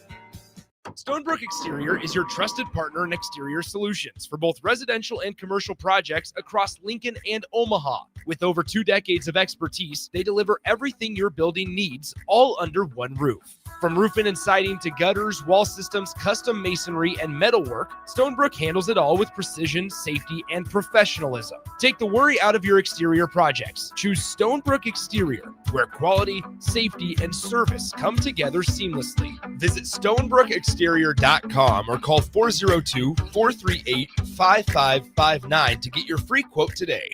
Concrete Industries has immediate job openings for precast production laborers and maintenance technicians. Concrete Industries offers great pay, health benefits, 401k, a wellness program, holidays, and paid time off. Apply today to earn a starting pay of $21.50 per hour plus a $1,500 hiring bonus. Concrete Industries is hiring all experience levels and offers on-the-job training. Start your career today as a precast production laborer or maintenance technician. Visit concreteindustries.com. Nebraska farmers, harvest is here and every gallon counts. That's why Sat Brothers Petroleum launched the Go Big Red Fuel Giveaway. When you contract your fuel with Sat Brothers, enter to win $1,000 in fuel credits. As Husker Country knows, the only thing stronger than the roar at Memorial Stadium is the drive of a farmer putting food on the table. Fuel your farm with Sat Brothers Petroleum and enter to win $1,000 in fuel credits. Visit satbros.net today. Sat Brothers Petroleum, fueling the heartland. Go Big Red. Things that impair you come in many different shapes and sizes. Some are the shape of beer and liquor bottles. Others look like cigarettes but aren't cigarettes at all. These are the things we know impair us, the things our parents warned us about. What we're not always aware of is our new prescription or the over-the-counter medicine we picked up just for allergies or a bad cold. See, it doesn't just matter how much of a substance you take. If you are impaired, driving is deceptively dangerous. Don't drive impaired. Paid for by the NDOT Highway Safety Office. Nebraska fans, it might be a road game today, but the party is still on in downtown Lincoln. Big Ten Sports Bar is your ultimate spot to catch Nebraska football and volleyball, with every game on, every screen, all day long. Doors open bright and early at 9 a.m. Grab breakfast, stay for the game, and keep the night going with full kitchen open until midnight. Big Ten Sports Bar, downtown Lincoln's home for Nebraska sports, bands, good food, and drinks. Hey guys, it's Adam Carricker here. As a former Husker and NFL player, I'm a health nut. Hydration and recovery starts at home.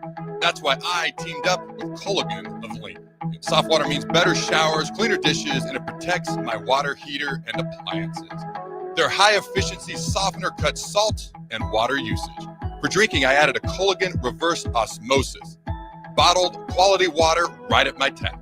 Great taste, and it's certified to reduce tough contaminants like lead and PFAs. Right now, get up to $300 off a whole home system or just $9.95 per month for your first 3 months. Schedule your free water test at CulliganHuskers.com. That's CulliganHuskers.com. Culligan of Lincoln, water you love. Go Big Red. Limited time offer. Participating dealers. Restrictions may apply. Hey there, this is Paul Scheel, owner of High Electric. I want to thank our friends and loyal customers and introduce High Electric to those looking for a new electrician. We've been serving the Lincoln and Omaha area for over 30 years, from design to install, upgrades, and repair. If you are a homeowner or a small business needing some electrical work, call us at 402-466-6606 or check us out at hyelectric.com. We look forward to hearing from you. Need to save some cash but still want peace of mind? Well, then head over to Schaefer's Clearance Outlet at 48th and R. There you'll find hundreds of appliances, scratch and dent, one-of-a-kind, home returns, or refurbished, and they're all covered by full manufacturer warranties. That means big savings without giving up protection or confidence. So if you're ready for new appliances and want to keep more money in your wallet, visit Schaefer's Clearance Outlet Wednesdays 4 to 7 and Saturdays 9 to noon at 48th and R. Back to the A1 Automotive Ticket Tailgate Pregame Show on 93.7 The Ticket and theticketfm.com. Brought to you by Select Plumbing.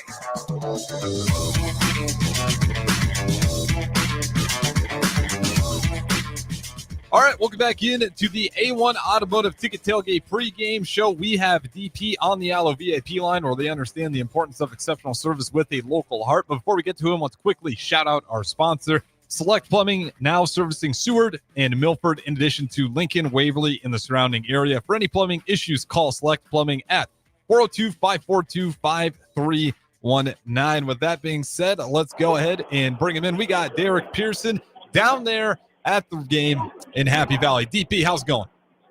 It is not so Happy Valley, brother. You would think that one of the most revered buildings on one of the most revered nights would be a place of joy and happiness. It says it at the airport, on the wall of the airport, welcome to Happy Valley. But for whatever reason, Penn State football has lost some of its mojo. It seems a little Austin Powers without the mojo, and they're trying to find it out. So there's a little bit of that going on. The students are not in town, but the student section is still full. So there's that. And the Nittany Lions are wearing the blue tops, white pants with the famous helmets. The Huskers are in the white with the red pants tonight. Yeah, I'm kind of wondering what the state of Penn State fans will be. It is senior day for them as well, but obviously you still got 2 games left. They can make it to a bowl, but obviously 2 months ago you're sitting there as one of the favorites to not only make the college football playoffs, but possibly win it, and now we're just sitting in a completely, no one would have guessed this, I guess would be my point. DP, looking at this game, what are the keys that you think Nebraska's going to have to stick to if they want to pull this one out on the road? Well, we've been talking about it all week, that Nebraska, each week, Nebraska's greatest opponent is Nebraska. And those things will be true again tonight. If you look at the things that matter in Big Ten football, the turnover ratio is a great indicator of explosive plays, and then gaining some advantage on special teams, whether it be flipping the field, getting a big return, or otherwise. Those are keys for Nebraska. And then add to that to just stay focused on the job. Don't get into the extracurricular stuff. Saturday night, national TV, you're in playing in front of 100,000 plus. But just do your job the way you've been coached to do your job, and the way you've shown that you know how to do your job. Simple Nebraska football wins the day against a 6-loss Penn State team. Well said. And, turnover margin, I think is going to be huge in this one. What's the weather looking like out there right now? And I'm not sure, if that ball's going to be a little slick. I think it's supposed to get quite a bit cooler soon. Yeah, it's 41 now. By end of first quarter, it'll be 38, 39. I always pay attention. The students will tell you one message, and then the old veteran fans will tell you another. There's some students here in shorts and overalls with no hoodie. And then the grown folks are dressed like it is Antarctica, and they've covered every body part. So imagine for the players, slick hands coming off the ball if you're not used to it. But both of these teams are used to playing in that kind of weather. Shouldn't be that big of a deal for either team tonight. 40-ish in that neighborhood. Playable football on a Saturday night fall, Big Ten football. Is there any wind out there at all? I saw some people saying chances of maybe snow even later tonight. No, I'm looking at the flag. I'm literally standing at the south end zone looking at the goalpost, and the flag is flat. It is absolutely flat. So if there's wind coming, it's not here currently.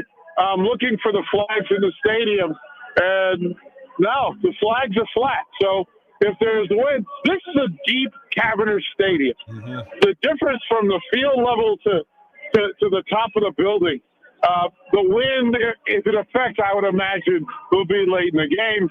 But as of right now, there's no wind to speak of.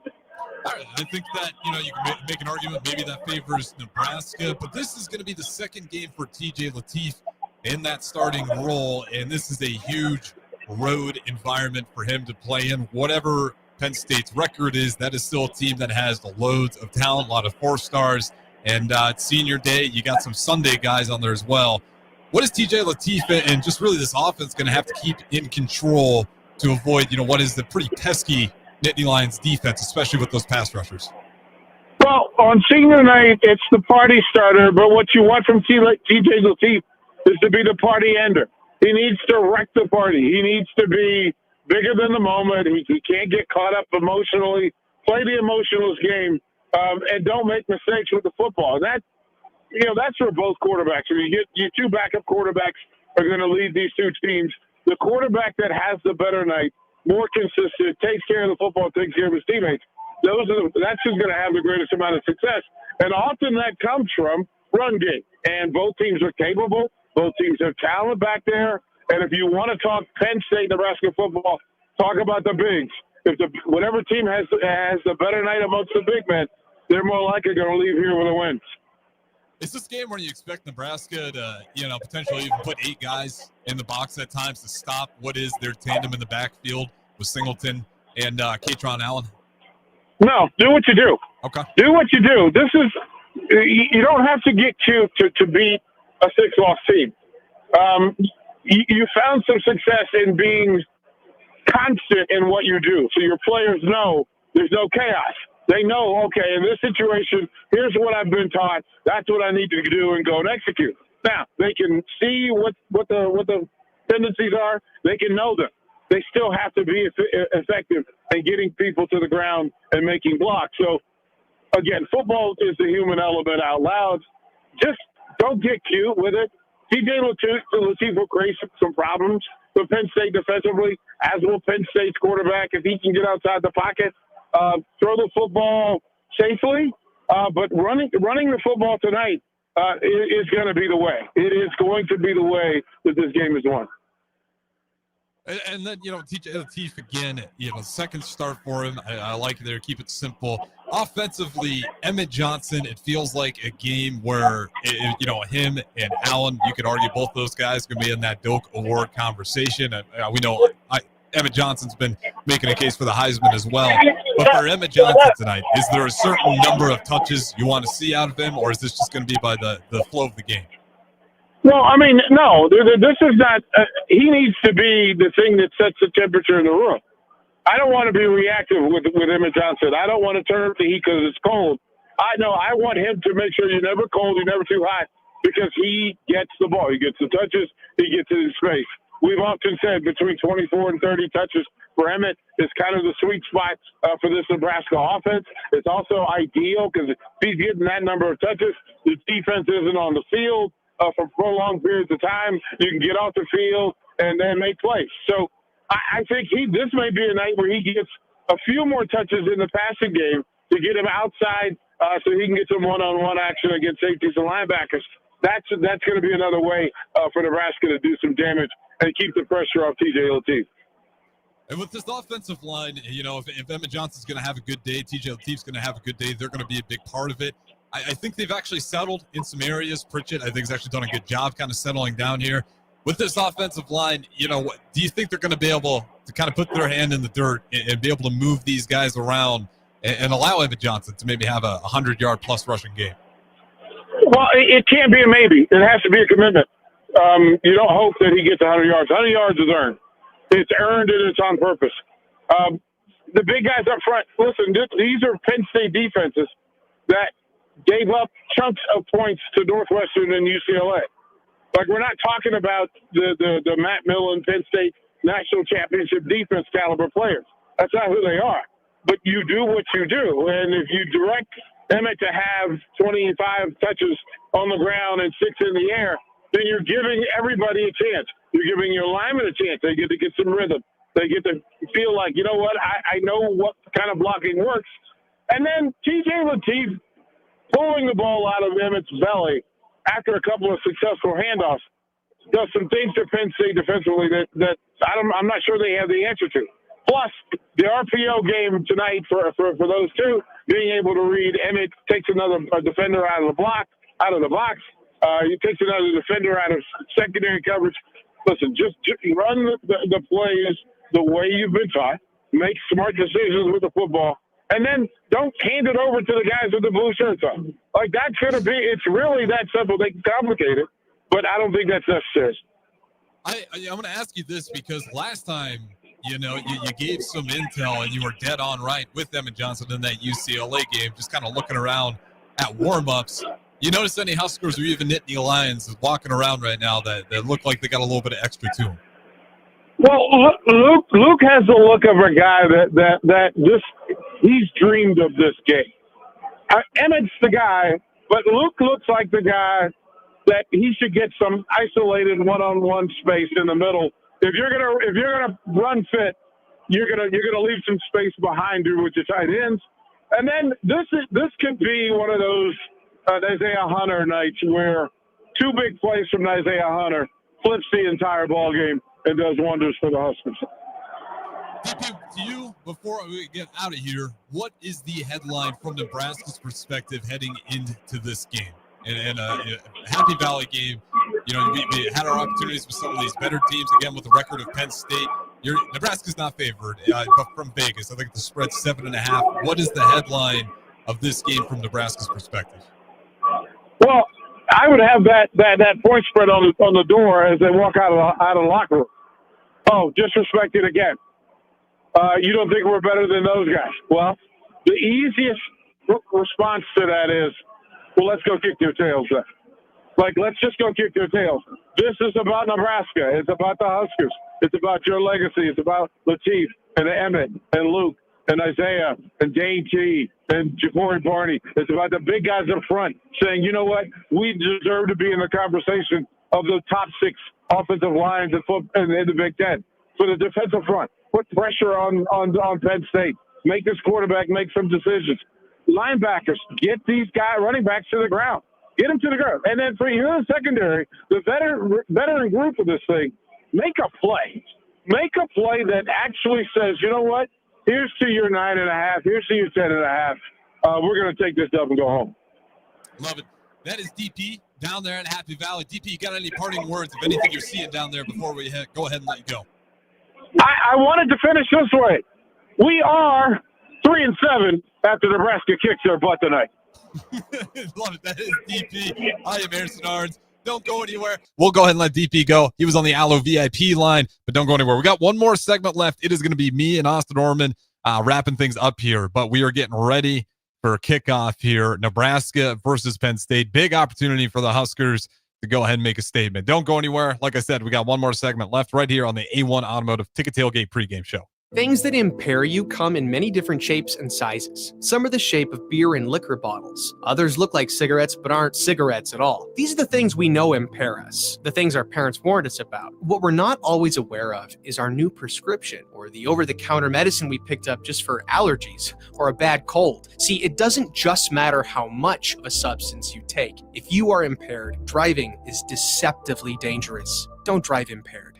Paid for by the NDOT Highway Safety Office. Anybody that's a golfer knows if it's a nice day, you have golf on the brain. So I came across the Big Red Golf Tour, never looked back, bought a book every year since. So it's nice to have that book. Angela loves golf and loves to save money. That's why she loves the Big Red Golf Tours book. I've bought it as a Christmas gift, Valentine's Day gift, birthday gift. Anybody that I've given this book to has been happy to get this book because they know that they can save a lot of money. You buy the book and all you have to pay is the cart rental. Green fees are paid for. It's an awesome gift. Save money on golf with the Big Red Golf Tours book, especially Black Friday weekend. Over 100 courses in the book, including all of Lincoln City courses. You won't pay a dime for golf. Just pay for the cart. Black Friday weekend, save more. The book's 25% off, just $75, and you get free golf for 2026. Black Friday weekend only, $75 for free golf. Buy it online at BigRedGolfTours.com. BigRedGolfTours.com. BigRedGolfTours.com. The Kindler Hotel in downtown Lincoln is a boutique hotel experience unlike any other in the area. Their 45 well-appointed rooms take inspiration from the history of Lincoln. Their double queen rooms are great for guests traveling with family, and the suites are great for a business trip or romantic getaway. No trip to the Kindler is complete without a handcrafted cocktail from Boitano's Lounge on the main floor, with comfortable seating options both inside and on the outside patio. Book your room today at thekindlerhotel.com in Lincoln at 11th and P. Are you ready for a new opportunity? Check out Sandhills Global. Join a dynamic team where your skills are valued and your career can soar. We offer full-time positions with a 4.5-day work week, competitive pay, excellent benefits, and a positive work environment. From IT and marketing to sales and finance, we're looking for talented individuals just like you. Apply today at sandhills.jobs and take the first step towards an exciting future. That's sandhills.jobs. Don't wait, apply now. When it comes to keeping your equipment running, you've got options at Landmark Implement. Whether you need premium John Deere parts or a more economical solution, A&I Parts from Landmark deliver the dependable performance you can count on with cost savings up to 40%. From filters and bearings to belts and everyday repairs, A&I Parts are built to work as hard as you do while helping stretch your budget further. Stop by your local Landmark Implement parts counter today or shop online anytime at shop.deere.com and experience the Landmark difference. Rick Heyman here from Sartor Heyman Jewelers. I want to personally thank our great customers for voting us once again the best of Lincoln. At the same time, we're celebrating our 120th year in business in the great state of Nebraska. You can count on Sartor Heyman for the very best quality, value, and customer service. When it comes to your jewelry needs, visit us at South Point, Grand Island, and the Outlet in downtown Lincoln. Visit us today at SartorHeyman.com, and thank you for your continued trust after all these years. I'm Kirk Herbstreit, and today I'm eating Raising Cane's. Herbstreit's in the drive-thru again. Oh, hey, Kirk. What can I get you today? I want a solid bench of 4 chicken fingers that are real difference makers. Sprinkle cut fries with dynamic ridge patterns, Texas toast, and cane sauce with an air of smugness that comes from knowing you're the best. Now back to you, Todd. So the usual. Make Raising Cane's part of your game day lineup. One love. No Shave November is raising awareness of men's health and prostate cancer. Limitless Male wants you to know low T is real. Low energy, brain fog, belly fat, low libido. Your T levels matter. They affect how you function. If you have symptoms, get your testosterone checked at Limitless Male. We'll get you back in the game with more strength, energy, and confidence. When you feel good, you'll wonder why you waited so long for a free consult at Limitless Male. Need to save some cash but still want peace of mind? Well, then head over to Schaefer's Clearance Outlet at 48th and R. There you'll find hundreds of appliances, scratch and dent, one-of-a-kind, home returns, or refurbished, and they're all covered by full manufacturer warranties. That means big savings without giving up protection or confidence. So if you're ready for new appliances and want to keep more money in your wallet, visit Schaefer's Clearance Outlet Wednesdays 4 to 7 and Saturdays 9 to noon at 48th and R. Select Plumbing and Utility has been serving Lincoln and the surrounding area for 14 years, and they're not slowing down. Select Plumbing and Utility handles all your plumbing needs from faucets and water heaters to full renovations, and they can even help with your heating and cooling needs. They're also Lincoln's underground experts, repairing and replacing broken underground water and sewer lines since day one. Contact Select Plumbing and Utility today at 402-560-6197, assuring excellence in every situation, opportunity, and challenge. That's 402-560-6197. Back to the A1 Automotive Ticket Tailgate Pregame Show, brought to you by A1 Automotive. Welcome back into the A1 Automotive Ticket Tailgate Pregame Show. One final time, it's Austin Norman and Harrison Arns. Big thanks to DP for chiming in from out there in Happy Valley. A less than happy valley is my understanding from what he said, but you will be happy with the service you get from A1 Automotive. Always honest answers. That's A1 Automotive at 11th and L downtown, and now at 5110 State Hill Drive in South Lincoln as well. Big shout out to Kendall and the crew down there at A1. Harrison, just a handful of minutes left here before we send people off to Nebraska, Penn State. Don't forget, folks, we do have Nebraska volleyball postgame. Manny Monson will be in here after Nebraska takes on Indiana. Husker volleyball up 1-0 and ahead in the second set at last check. Let's start with the negative, Harrison. A loss today for Nebraska. They go on the road. They lose on senior night. What does a loss mean for Nebraska, both in terms of this season and maybe the big picture of the program, if anything? Might take a little longer. I think it's the thing that pops up in the fans' heads. If we drop this one, there's optimism. I don't think it's a loss that is going to really hurt this program in a way. Like if it's competitive now, if it looks like Minnesota, that's different. If we go out there and it's a game where we just don't even look like we're competing, that's a lot harder to bear. But if it's a close fought game and Penn State just happens to pull it out, it's not a great feeling. But I think you're just sitting here like, man, I don't know when it's going to be, how much longer it will take before we can get some of these big wins. And again, it feels so weird with Penn State's record, but it would be a really good win for this program to beat a talented team like that, despite their win-loss record. It's a tough environment. It's on the road. I think they'll be fired up.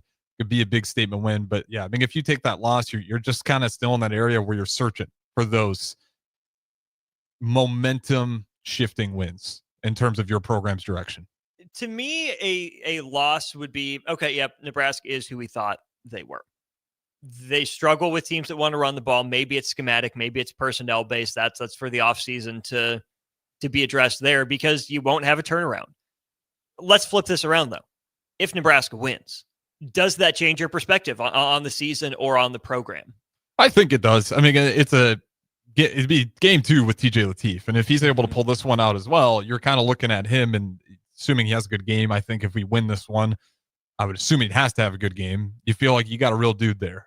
And then you got Dylan Raiola as well. And I think best case scenario is for TJ Lateef to look awesome. And, if both those guys stay, iron sharpens iron. I mean, it's a good problem to have. So if it wins, you feel good not only about TJ Lateef in the future, but also some competition battles that you may have. And just, it's 8 wins. You got one more at Iowa. You get that one. All of a sudden, that's 9 wins. We're in the Bo Pelini era, where it wasn't good enough then, but right now, everyone would grin and smile with 9. Yeah, Nebraska looking to get to 8 wins for the first time since that 2016 season when Nebraska won 9 in the regular season. To me, a win doesn't necessarily change the outlook of the season because we kind of feel like we know where Nebraska is going. 8 on the way to 9 would be big, but if Nebraska is stuck at 7, okay, maybe slightly disappointing on the whole. Either way, if Nebraska ends up winning, that will at least raise my eyebrow for next year. To me, it's not, okay, yep, they fixed everything. These guys have always had it in them all along. Maybe Nebraska found something. Maybe it's just the right night for Nebraska, who, to your point, hasn't had that night in a long time. It's felt like, and against the Penn State team that is certainly plenty more talented than Nebraska. If you look at the recruiting rankings and the blue chip ratio and whatnot, the 24/7 and CBS Sports would put out, it would be an upset, I think. Even take the records out of the question, there's a reason Penn State is favored tonight. Nebraska is legitimately a road underdog. Well, and Vegas knows. There's I don't know who LSU played nobody today, and we're favored was 62.5. LSU beat them by 63. So say what you will, Vegas does know something. So that 7.5 is maybe you might see as disrespectful, but Vegas clearly sees something. The problem for me in wanting to maybe stay a little rational, if I want to say Nebraska wins this game, they have another challenge in 6 days, not in 7 days, in 6 days. It's at home against a team that wants to do the exact same thing. If Nebraska is able to stop Penn State's run game, bottle them up for, fewer than 4 yards per carry, not allow many drives longer than 5 or 6 minutes and be able to get off the field, that'll raise my eyebrow. Okay, Nebraska, I see you. Maybe you found something. Maybe this does set the tone for next year where you have a bunch of that front line coming back. The second and third levels is a different story, but it probably start up front with the defensive line, because I do think that if Nebraska is going to want to find a way to win this game, it is going to start on defense. I think that Nebraska's offense, we've seen the bottom drop out on it a couple times in games of this magnitude before, not just with this staff, but others. I think I have more confidence in the offense being able to find something than I do in the defense. If this defensive line is able to take some pride in what they do and make the right play time and time again, if this linebacker unit is able to fill the gaps the way that they've been taught and make the tackles that they're supposed to me, I just think there's more riding on this performance. I think there's more riding on it for the offense because you can kind of imagine what could be next year. But I think on a tonight basis, there's probably a little bit more on the defense's shoulders. Yeah, for sure. I mean, your goal is going to be to stop the run. If you stop the run, the odds of Nebraska winning swing, I think, pretty heavily in our favor. If we're sitting there and it's first down and you're seeing them pick up 4 or 5, 6 yards in the first half, that gives you an idea. In the second half, it might be 6, 7, 10. There he goes for 75 yards down. Just like Michigan, we knew that was going to be a big deal with Haynes. We got to stop him. A couple times he caught us off guard, missing tackles, and he finds the seam and he breaks out. Like, that's going to be it's huge. I mean, the defense has a ton, and they're younger guys as well. So there is a little bit of that hope there. If they do have a good game here, you can be like, okay, this is a younger group of guys. Maybe they can actually build up into something, and not saying Nash and Ty had that tandem, but building something that can be consistent. Looking forward to next year. Next year is just around the corner. It is 7 days away officially, but we are about 7 minutes away from kickoff between Nebraska and Penn State down in Happy Valley. Harrison, I haven't given my score prediction yet. I do think this does end up a Penn State victory. I do think it is Nebraska at 7-4 when this one's all said and done. Maybe Penn State something in the realm of 27 to, 17, probably. I do think Penn State wins. I think they keep Nebraska at arm's length. So if Nebraska is going to pull the upset, I think holding Penn State under 4 yards per carry, holding Penn State, with a long run of really 30 or less, I think is kind of the goal. And as simple as it is, I do think that, Nebraska's completion percentage, it's essentially the batting average of college football. You can kind of game it if you want to. I think TJ Latif's got to be 65% plus completion.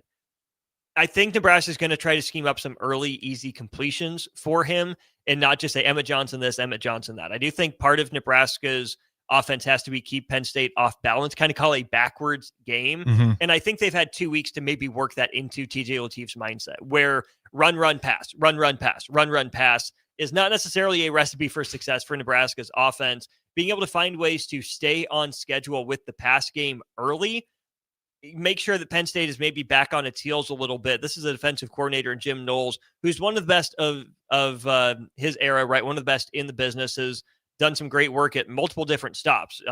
Ohio State or Oklahoma State, Duke, and then obviously Ohio State, part of the national championship crew, and now at Penn State. This is a Dana Holgorsen game, I think, in a lot of ways, right? John Butler, let's see what you got, but Dana Holgorsen, continue to set your freshman quarterback up for success. It's going to be key to keep Penn State off balance, but I think that's easier for Nebraska in this offense because they've had that bye week to prep for it.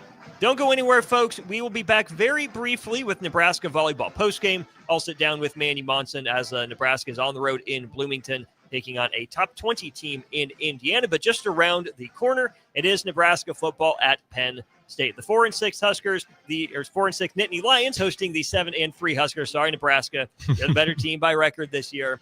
My bad, my apologies. For Harrison and the rest of the crew, this is Austin Norman signing off. We'll talk to you again soon.